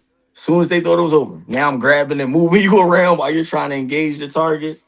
And then you go because you got 2 mags. So you go through one, you got to reload with me doing all of that. And it was funny. These big dudes, they was gas. Like one dude, he actually fell in the middle of it while he was on the ground. He figured it. He got his last shots in. And then he just transitioned to his left hand, just laid on his back. I said, "What are you doing? Get the fuck up here." He's like, "I'm out of bullets. I'm dead anyway." At this point, all I could do was throw the gun. But he gave it his all. He stayed in there until he was out of bullets. And that's the mentality because a lot of people say, "Oh, I'm tired." It's like even when we mix stop the bleed with training, when people putting a tourniquet on somebody, as soon as they're like, they stop. Mhm. And a lot of times I'll let them. And then they're like, all right, they're going to engage. I'm like, no, stop, ceasefire. What happened? And if I could, and a lot of times I could put 2 fingers in the tourniquet. I'm like, he's still bleeding because he said, Two ouch, you fingers? That's stop. crazy. And I said, so now you going to let him die because he said, ouch. And then they're like, so, and then everybody knows once you make me do it, it's going to be tight. So then I'm like, I'll show you. And then he's laying there like, fuck, fuck, fuck. And I crank it, and he's like, I'm like, see, now we're getting there. One more good turn. And I said, and I locked it. I said, now put your finger in there. He was like, I can't. I said, good. Now help his ass up and keep going. And then now you're helping him with the tourniquet on his leg, and you have to engage while backing up. So when you do these stressful things, it makes people, it stresses people out when they're going through it. But when they get through, they leave with a new confidence because you help them break through a ceiling that they didn't think they could do. Yeah. And I mean, I done made cops forget badge numbers, and the badge is on. They had a picture of the badge on their shirt. I had him do so. I said, "What is your badge number?" He's like, I said, "Holster. Give me your badge number." He was like, it's." I was like, "It's on your shirt." And he's like, "It's such and such, such and such." And then I was like, "Okay." Threat, target 3. And they're like, wait, what? Threat, you want to die? And then they're like, okay, but you do these stressful things because people don't understand that in real life, it's not going to be like the movies. It's not going Right. to be everything stops moving except the bad guy. Hmm. That's not realistic. People, and so when you put people in these chaotic environments and they see that, damn, I was able to get hits under this, it's a new confidence that they have, but it's also a new respect they gain for training Mhm. because they're Do, like, bro, what was this? I'm like, intense training. You do might you go home and include need some icy hot, but do you include writing times when people put tourniquets down, like when they're doing tourniquets, writing the time that they put them on?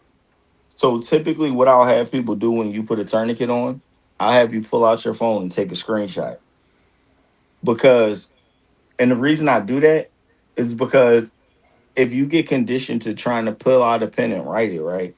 If you're in a situation where it's active gunfire and you tourniquet somebody, I don't want you to be so hell bent that you're ready to, let me write this down, as opposed to grab your phone, screenshot, you back in it.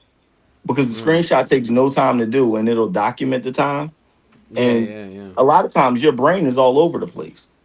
Hmm. So I don't want you to be laser focused on writing the time down. Take your phone out, screenshot. Now you know exactly what time because you see the screenshot.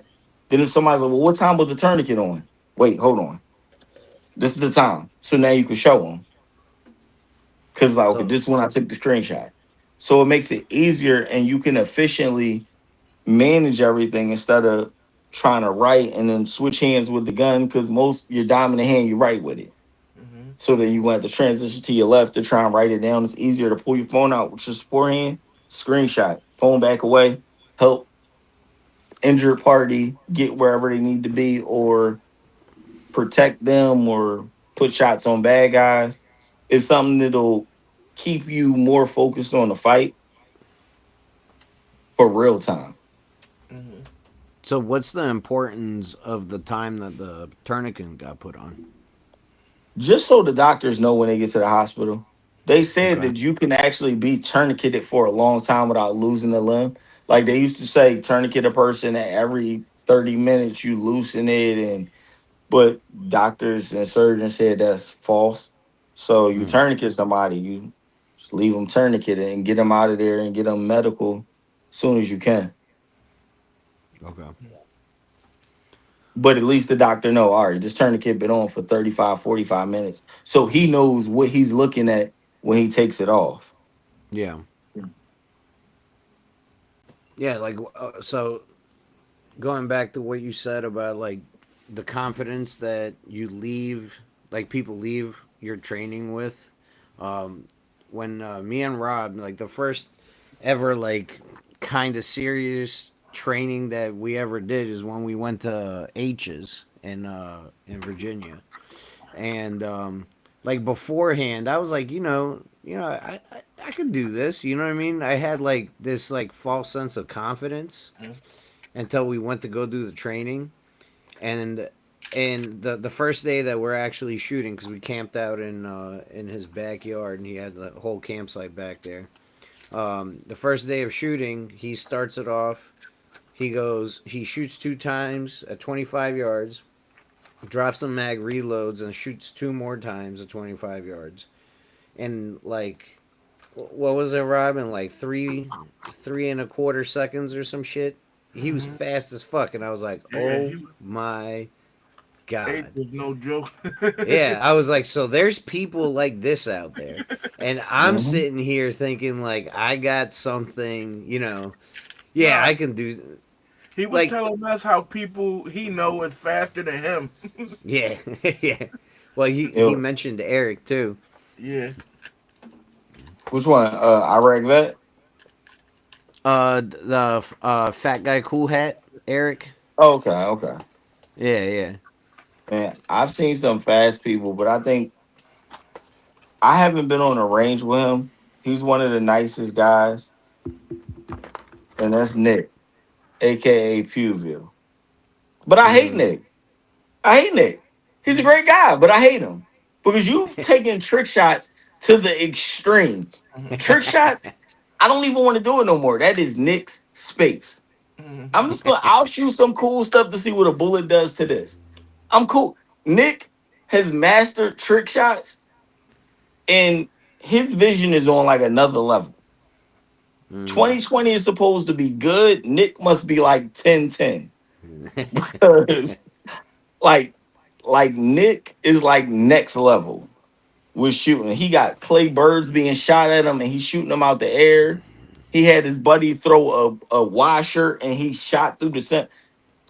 And What? somebody was like, well, it could have took him 50 tries. I don't care if it took him 200. He Yeah, still that's got He it. hard. put the Yeah, bullet that's fucking through the hard. center of the washer. That's Right. crazy. Then I watched it. My buddy sent me the video like Nick did it again. I said, what did he do this time? And Nick had a squiblo in the gun. He taped the barrel to the table and shot the squiblo out of the barrel. I was like, Nick is insane with this. So trick shots done. Mic drop. Nick owns Pewview owns that space. But I definitely want because me and him was talking, and he was telling me about how he modifies his grip. But that's why when you see him shoot, he burns it down Mm. Hmm. because there's modified grip. Another person that I seen that's like insane and is Taryn Tactical. Hmm. Mm. Man, They he train invited me drama. out. Yeah, he invited me out there, and man, those videos that he posts are nothing like watching him work in real life. Mm. And it's like, we're gonna shoot a course.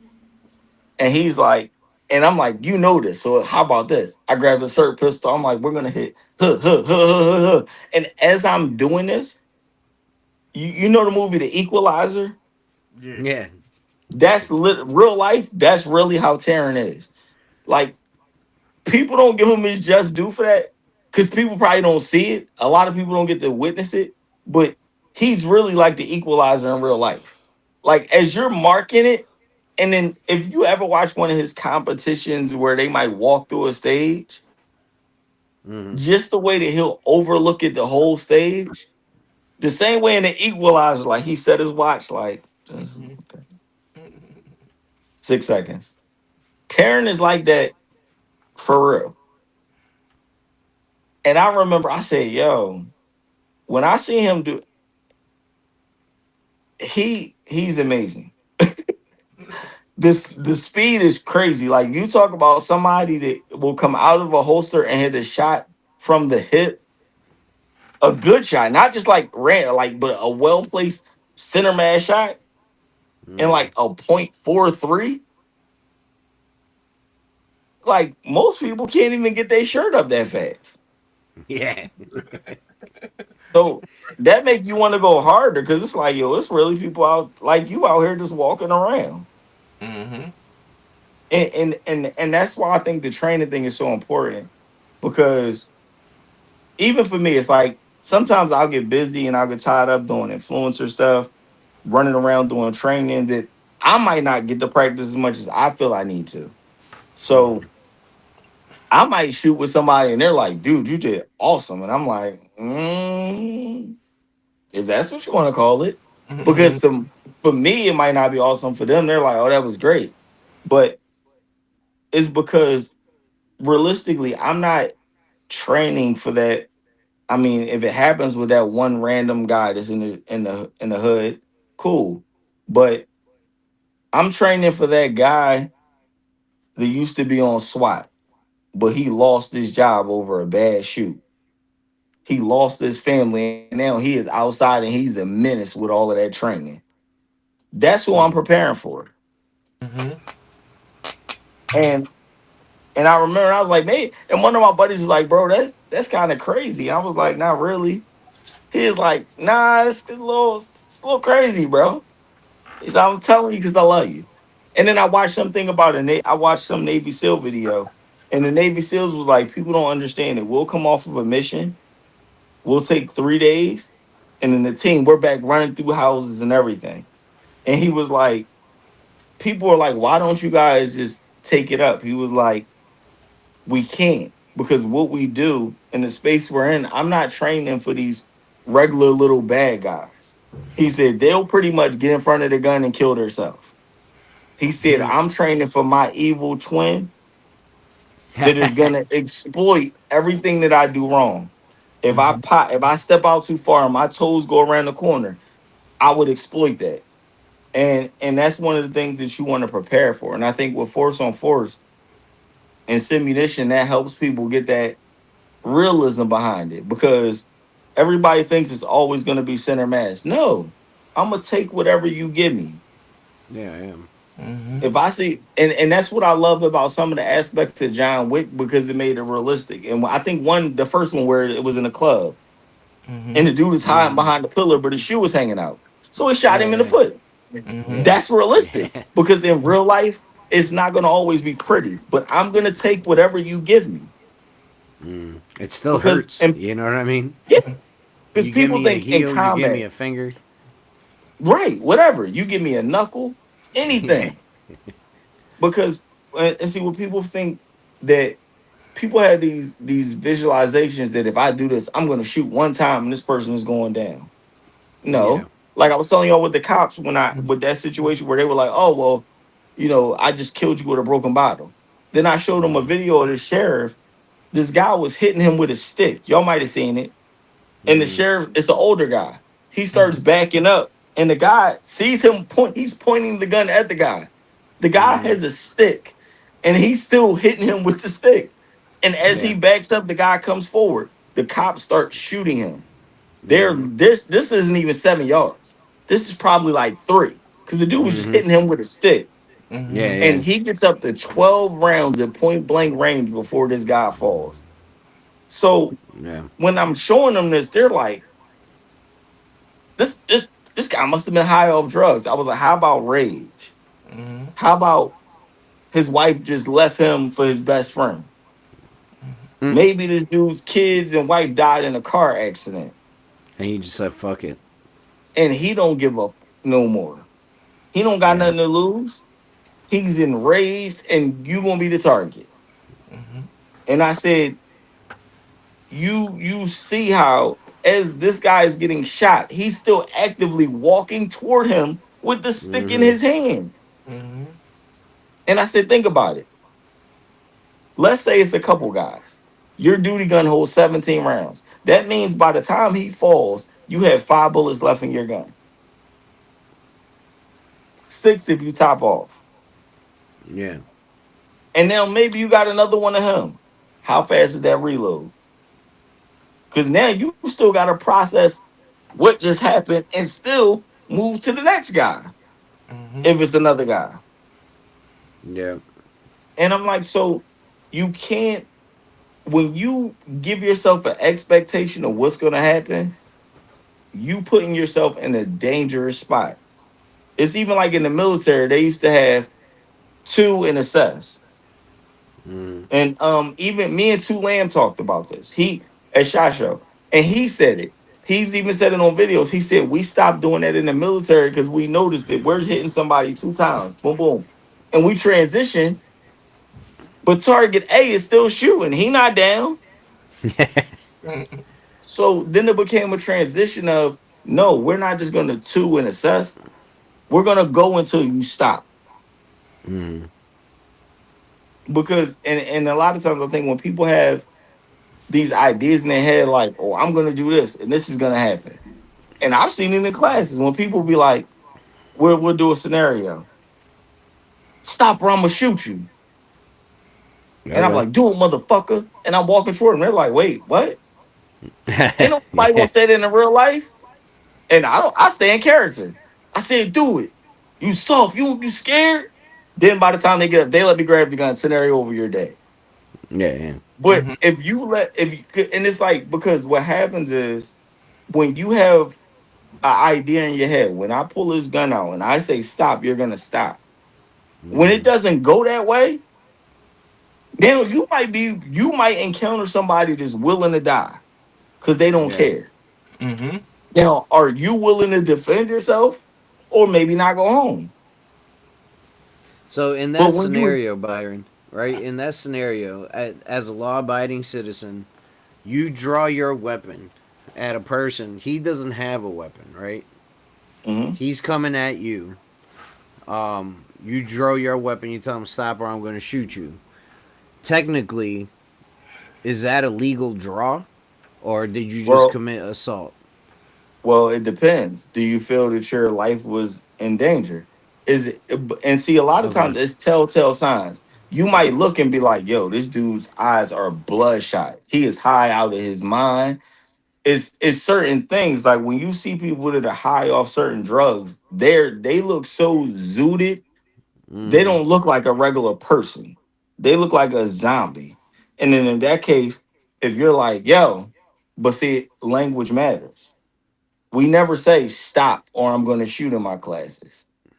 Stop or I'm going to defend myself. Mm-hmm. Because when I yell stop or I'm going to defend myself, everybody's going to start listening. I didn't threaten you. I Mm. told you what was going to happen if you don't stop. Because language matters. Because it's cameras everywhere. Oh So yeah. you can't twist it and say I threatened you. I said it stop. If you come over here, I'm gonna defend myself. Now, if you see a gun in my hand, I'm not gonna even point it at you. But if Mm-hmm. I'm giving you directions and you don't care, And based off of what I'm receiving from you, if your eyes look bloodshot, you look high. If Mm-hmm. you're off of anything that gives me the hint of you might be on PCP, I don't want that fight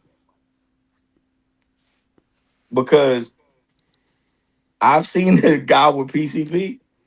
And listen, he was trespassing. We tried to remove him. Mm-hmm. I see my buddy shaking the OC. I step back. He spray him. He wipes it off. Don't spray me with that shit. And I'm That's sitting there, crazy. I'm like, and I'm thinking like maybe he ain't shake it. So I see him shake it like, what? You better go ahead. I'm like, yo, get off the property. He's like, I ain't going nowhere. Hit him again to the point where it dripped. You could see the orange in his beard a little bit. Mm. And he just wiped it with his other hand. I told you don't spray me with that shit. Now, in the meantime, between time, but all that, I already had my baton open, and I was like, up, well, level up. I jump into it, hit him in his thigh. In my mind, I'm this man that hard, and all he did was look at me and say, "Don't hit me with that shit." Copy that. Now I got a gun in my hand. Now we're both sitting there with guns out, like, bro, listen, go ahead, man. And and it's one of those things because and once you had an encounter with somebody on PCP. So I remember, I never forget this one situation. Two agents I know. They're at some place and the guy's being unruly. He wants to be combative, high off PCP. Now, my one guy is six. Now, he's like 5'11", 6 feet, weighed like 375 at the time. Big dude. Pushes ball up on the wall. 5'11". He's like 5'11", 6 feet, like 375. Yeah. Big dude. So he pushes ball on the wall, dumps him, slams him on the ground. He's on his back. Like, yo, stop resisting. He tells me, he said, dude, this dude probably weighed 160 soaking wet. He Mm-hmm. said, I'm on his back, like, stop fighting. He said, this dude started doing a push up with me on his back. I had to pull his arms out and start pushing him back down. So then we're like, then my other guy, he's grabbing his arm, they're trying to keep his arm so he can't push up. And he's like trying to put a cuff on him. Dude is bringing his arm in while he's standing up trying to pull it out. Jeez. So at this time, Philly PD happens to run past. They see it. They jump out the car. Two of the cops jump out. They jump in. Give us your hands. They throwing knees. Stop resisting. Now at this point, it's four of them. Now my guy is still pinning Buddy down while they're trying to pull his arms behind his back to cuff him. The fight is That's not crazy. going good. They're not winning. The cops go over the radio like, yo, we need an assist. We got somebody on PCP. Another unit comes. They jump out. It takes six people 10 to 15 minutes to handcuff a dude that weighs 160 pounds soaking wet. That's crazy. Because, listen, that PCP is like that He-Man. And these dudes do not feel anything. And they, get their strength. Yeah. So it's things like that because he didn't have a gun. Mm-hmm. But if they shot him, it would have been justified. Like even with our situation, we gave dude verbals. We definitely wasn't touching him because we would already see that he was high as a kite. He Mm-hmm. wiped OC off of his face. He wasn't even blinking bad after we sprayed him. That's crazy. How does the PCP Psychologically, just? for me, I was like, I know he ain't. I'm sitting up here like, I know you lying. And I'm thinking like maybe he ain't shake his OC up. That because I'm thinking like what went wrong. So I see him shaking it out my peripherals. He spray him again like, and then I see it in his beard, and you just wipe it off and say, I told you don't spray me with that. And I already had the batons like, nope, got him. Leg, done. And I hit it as Nope. hard as I hit him, and I'm like, and he just look at me, don't hit me with that shit. What? That's Oh crazy. yeah, sir. Sir, listen. The next one is you're getting hollow points. Because I don't care what you feel, at some point you're going to lose blood and pass out. Yeah, like So the baton to the leg, I could understand, but like, how did his eyeballs just not care that they had that much pepper spray in them. You know what I mean? Listen, listen. He didn't even, yo. I don't know. I can't explain it. I just know when I seen it, I'm just like, what? And I wanted to say hit him again, but he was on. He sprayed him, so he like, and he thought what I thought. Maybe I ain't shake it up enough. I see him get shaking it, and he hit him with. I'm like, oh yeah, it's There's real. something wrong. There's something wrong here. What the hell? And then I'm like, yo, and I'm like, you know what? I'm thinking, all right, we're gonna have to write this report up because his leg gonna be broke. And then when I hit him, he just don't hit me with that shit. What? Okay, T man, I got something for you. That's Next is crazy. critical duties. Critical duties. That's that plus P. Yeah, like Yeah. it. But and and this is the thing because a lot of people think that you know you can't shoot somebody that's unarmed, and you can. It's all about why. Mm, You know what I mean? If you're looking at characteristics, now if you're a regular sized person and this dude is telling you he's gonna effing kill you, and he's 6'4", look like he just came home, and he 275 all muscle, you want to fight him? Because nope. listen, look, I know Brazilian jiu-jitsu guys is like, nah, he getting shot. I'm not Hmm. even play. I'm not even playing the I'm not. wrestling I'm game with not this taking guy. that chance. Yeah. And Fuck and that. this is why. And this is why. And it's good to be confident in your fighting skills, right? But even a broke clock is right twice a day. Hmm. I don't want to be either one of those times. Yeah. And if you and when somebody and people fail to realize how much aggression and that adrenaline from aggression can drive somebody.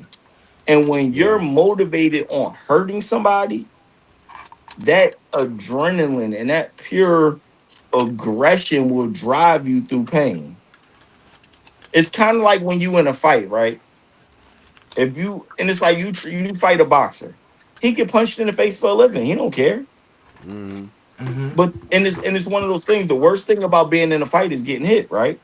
Yeah. Yeah. Nobody wants to get hit. But once you become comfortable with the idea of it's a fight, I'm gonna get punched in the face. Yeah. But now it becomes if you hit me, I'm gonna hit you harder. You hit me Hmm. once, I'm gonna hit you 4 times. And it becomes that wolf and that bear that you gotta release to go home. Hmm. And when you're in these situations, you don't know what nobody's capable of. The goal is to de-escalate. But you got Mhm. to think about it, right? If you're dealing with a rational person and you tell him, listen, I don't want no trouble, stay over there or I'm going to defend myself. Now he says whatever threatening thing to you and he starts approaching you aggressively. You Hmm. draw your firearm at a low ready and say, listen, stop or I'm going to defend myself. A rational person would say, he has a gun. Yeah. If I don't stop, He's he's going gonna to shoot shoot me. me. Mhm. But if you don't care, if you listen, you are committed to trying to do whatever you was planning on doing to me, Mhm. Hmm. and it's not nice It's not nice. because a rational person is going to stop. Mhm. So when we go now, I'm dealing with an irrational person. Hmm. An irrational person, you're unpredictable. So now your irrational person is unpredictable. Do I want to say I might punch this guy in his face? You could be Michael Jai White. You be to spin kick this dude in his chin, and he look at you like, yeah, and then you like, oh man, maybe I should have just went to the Glock 19. Mhm. But White you White Rambo said multiple opponents. get that too. Yeah. You Wait, have I just started looking. I forgot I'm on the live on my phone. I just seen Gunkel and say you should have did what I did and offer him ice cold water. Hold up, You right? Is that on Instagram? Yeah, you have any more PCP stories? man. Not for me personally. I said, listen, I don't need to be out. Let me get out the field. Let me sit at the range and make this money. Yeah, is it worth like with everything that's going on with cops? Like, is it even worth it anymore? I mean, so this is what I tell people. If you want to be in law enforcement, you have to do it for the love of wanting to be a protector. Mm-hmm. Because that is really one of the most thankless jobs where that's why I think about it. One of the most dangerous calls you can respond to is a domestic. And think Mm-hmm. about that. So many officers have been hurt and killed because you showed up because a guy beat his girlfriend up. And when you came and you were going to take him to jail, she then grabs a knife and stabs you. And you Yeah. came to help her. Mm. So it's it's like you never know what you're going to get into. Mm-hmm. And you always have to assume that nobody cares. And that, for me, it's like even when I'm teaching people, I can't depend on the police. Okay, so don't call them.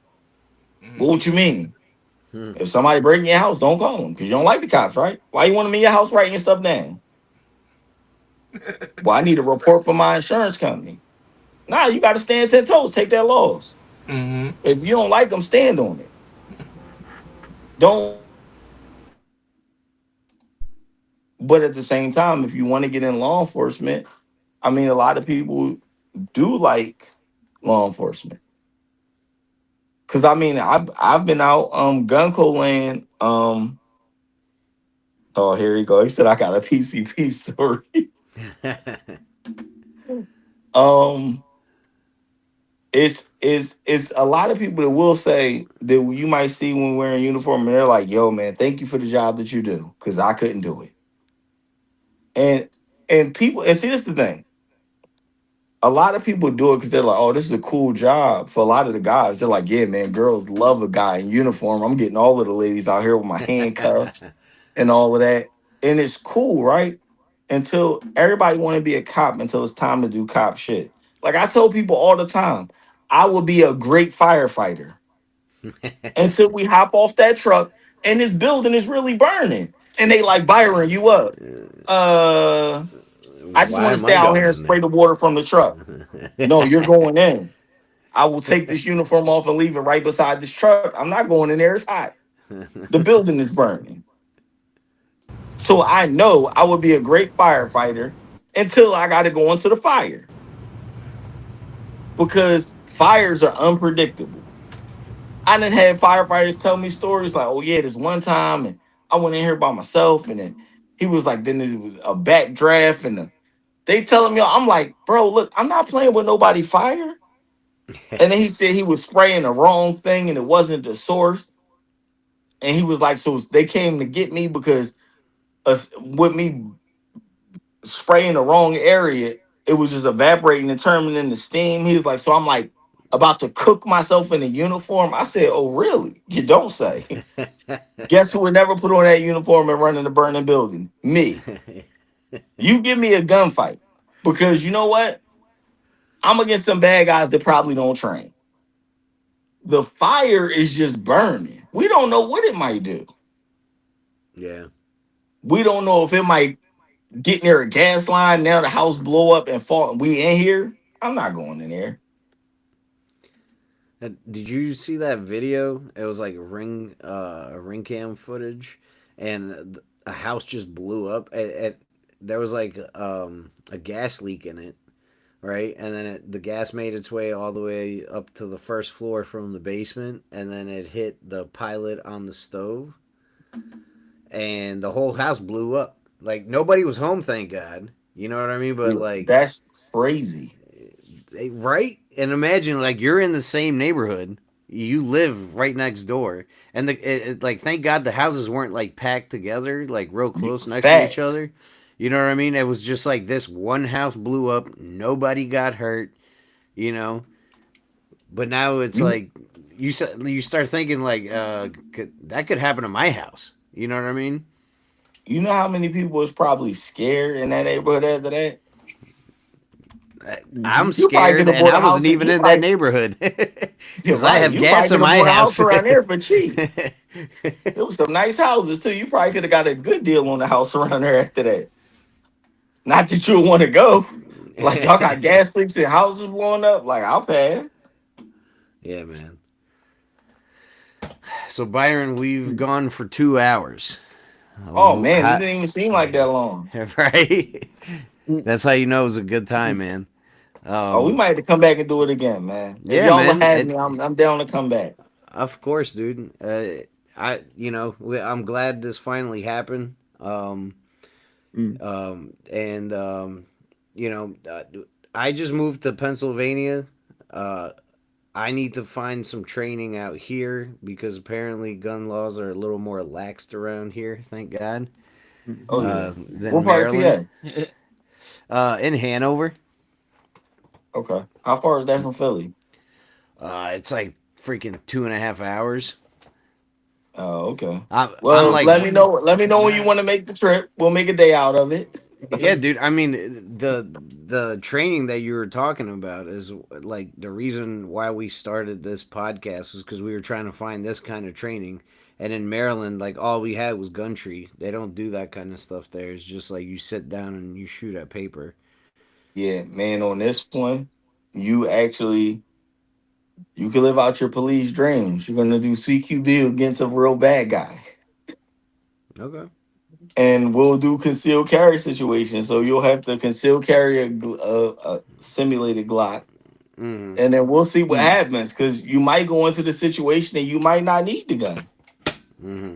And these are things that I'm going to be doing where you might shoot somebody, and then we'll talk about it afterwards. And then a lot of Okay. times I might ask you what happened, what made you do it. Then we might play devil's advocate. We might be Mm-hmm. like, "Yo, man, you think this shoot was a good shoot?" Mm-hmm. And we're gonna do stuff to stress you, but we're doing it so you're like, "Well, I think yeah, this was good." Till you go into prison, and we might laugh, Yeah. and it might really be a good shoot.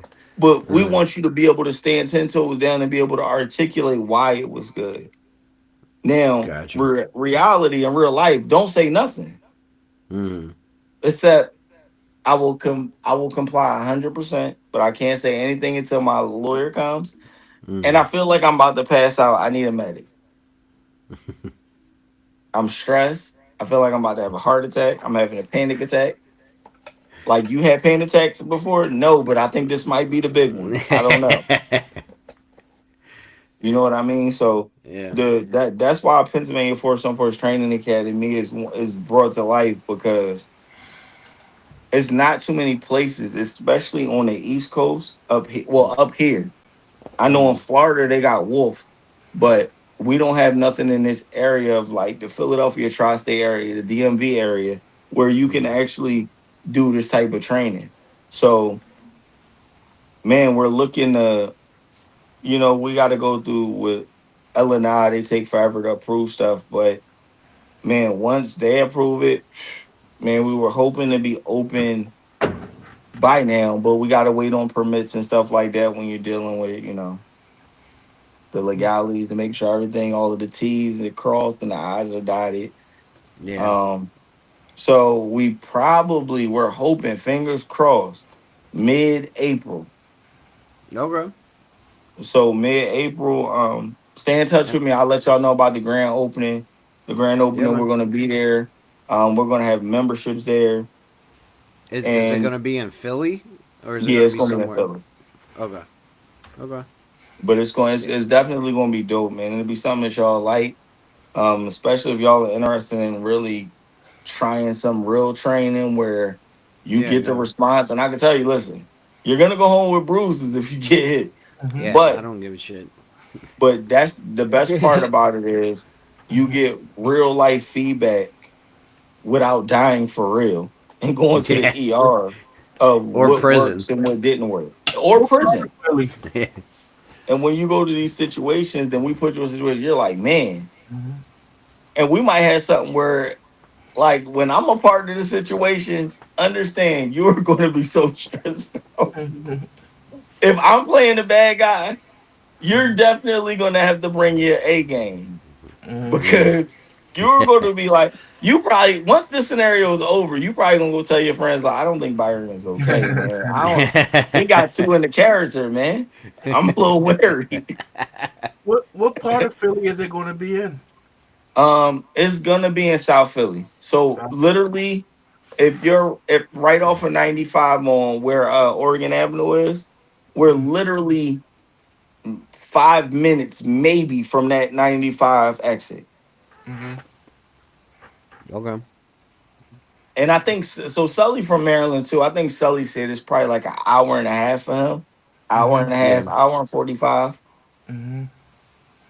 Yeah, I think I know was it. I was in Melbourne today. Okay, okay. They got it. It's a dope range up in the Melbourne earlier. Well, it's right. Is it Melbourne or is it around King of Prussia? No, it's Well, they kind of close King of Prussia in Melbourne. yeah. Mm-hmm. They're it was mainline. Mm-hmm. That's a dope indoor range. It's not a country, Mm. but I mean, listen, mainline is a dope inside range. Mm-hmm. Gumtree is amazing. Mm-hmm. Yeah.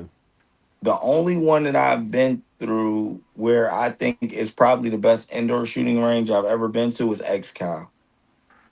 Mm-hmm. And they have, I mean, whatever, they don't have an MMA gym. They don't have an octagon and a boxing ring. That's the only thing. But downstairs, you go in, they got the pro shop, they got a snack bar, they got a private range that you can rent and just you and your buddies sit on there and shoot. Where you Mm. could go down range a little bit. They got a tactical bay where they might run different courses and you could do that. Then they got a whole knife section, rest of the pro shop. Then you go upstairs. When you go upstairs, when you first get up there, it's a whole fitness gym. Then if you walk down one corridor, they got spin classes with all of the bikes. Mm-hmm. They got a masseuse. They got like a spa in there, a All masseuse. right. They got a child daycare, so you could drop the Oh. kids off. That's Then if you cool. get to the back, they have a powerlifting gym where everything is in kilograms. Mm-hmm. Crazy. Then you come back out, you go around the other way. It's a full restaurant with a full bar. They have a cigar lounge. All right. They got a pool table room with two pool tables. They got an outside terrace where you could go and eat and look at people at Top Golf. Mm-hmm. That one is crazy. I think Gundry is up there because they got the MMA cage and all of that. That's one of the ones where, Yeah. somebody might just push your buttons and you be like, you know what, let's get in the cage for 5 minutes, man. I don't like the way you've been acting. Yeah, the guy's name is Stanley, and he does Stanley combatives. I took a Oh Muay yeah. Thai class with him. I heard about him. I haven't had the opportunity to take a class. Um, but I heard great things from Full Metal Sensei. Like Yeah. said the Muay Thai classes is crazy. It's a Yeah. dude. I'm actually gonna use him for a skit. That I'm gonna do soon. I gotta find this video again because this dude is like a bodybuilder and he Mm. does Muay Thai. So just imagine Oh yeah, somebody yeah, that yeah. look you Is he yes. the guy that was throwing the spinning kicks? Listen, He's like big as shit. yes. You let him say, give me your wallet. Nope. You getting this Glock 19 from across the street, sir. Cause you get hit with one of them kicks, Oh yeah. that's it. Yeah, he's When I like see him, two. He was like 285 with a six pack. That's freaking crazy. and he can move. When he was Yeah, doing them that's what. spin Yeah, kicks, I yeah. said, mm-mm, mm-mm. He's on all the good Mexican supplements. All the It's listen, that dude is a brick house. And when he kicked that pad, that just Yeah, almost sounded like a gunshot. Gave me yeah. PTSD. I said, That that's why he don't have no partner. Ain't nobody holding them pads. You tie that up and you kick it on the bag. Yeah, there was so I took Krav Maga back in the day, and there was this big Russian dude in there. He was like 6'5", like 290 something, and we were practicing the nut kicks, bruh. He was kicking this pad, and the whole class just stopped and was just looking at him. And he's like, "What is going? Why is everybody looking at me?" I was like, "Please don't ever do that to anybody in real life. You're gonna you're gonna smash his nuts." It's like he was like a Ivan Dra He was a Drago Yeah, in real yeah, life. yeah. Except to the nuts, though. You know what I'm saying? Right. It was If he crazy. has no kids, he has no kids. Yeah. If he has Like, no kids, he has no kids. Right, as soon as you kick it, you go in a shot. Oh yeah, right. you're throwing up, bleeding, everything, dude. It was nuts. Yeah, but where are you this weekend? Because I think you're doing something cool this weekend, aren't you, Byron? So so we were supposed to be doing Florida. Oh, It wasn't this weekend, it's next weekend. oh, sorry. Yeah, yeah. But we're gonna reschedule it because a couple people hit me up and they didn't have the money right. And I want a nice full class. We got to turn up when we go there. So if you in Florida, you checking this out, get with me. We're going to reschedule and push the date back so a lot of people get everything together, get their M1 and all of that, and we're going to have a good time and turn up. However, this weekend, it's a busy weekend because I'm doing training, got a couple machine gun experiences. Mm. So if you want a machine gun experience, Yeah. listen, FRTs are nice, but that class 3 is that class 3.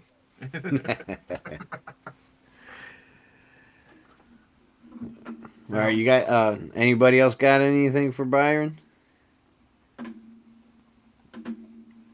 All right. Yeah, what my man Jay keeps. Shout out to social medias. Yeah, yeah. Byron, tell everybody where they could find you. Y'all definitely Instagram and TikTok, even though I'm not super active, Byron underscore the instructor. On YouTube, you can find me at train the number 2 fight 221. I probably should take that off. I don't even know why YouTube added that, but right now it's train 2 fight Mm-hmm. LLC 221. Mm-hmm. But yeah, man, constantly I'm more active on Instagram and YouTube, but I be on TikTok every now and then. And if you send me a DM on Instagram, please be patient because I really be outside doing stuff and really training, so I can't just sit around and answer DMs. And I be trying, it just get overwhelming, and I just need a woosah. And then by the time I come back, it's more. So bear with me. Yep. All right, everybody. Thank you for watching today. Are you gonna pull it up, Josh? Yeah, I'll post it in there, and it'll be in the description and everything. All right. All right, everybody. LLC.com. Yep. Thank you for watching. Thank you again, Byron. We appreciate you, brother. Yo, anytime, man. Just let me know. We can get it on the schedule. We can do it again. Yeah, we will. You know. We didn't even go through a lot of these questions. My bad. Y'all gotta call time out on me sometime. Nah, man. I like That's to talk. what. No, listen. I send those questions now just in case like it's awkward because we've had it. It's like kind of awkward, and then it's like, oh, here's a question, and then just so we can get the things rolling. But it's always awesome when everything's more organic and the questions and the stories just come out naturally. It was flowing. Yeah, Right. we like that Man, I'm a better talker. anyway. Y'all So. don't let me go. Bye, everybody. Yeah, it was awesome, man. Really awesome. Yeah, it was.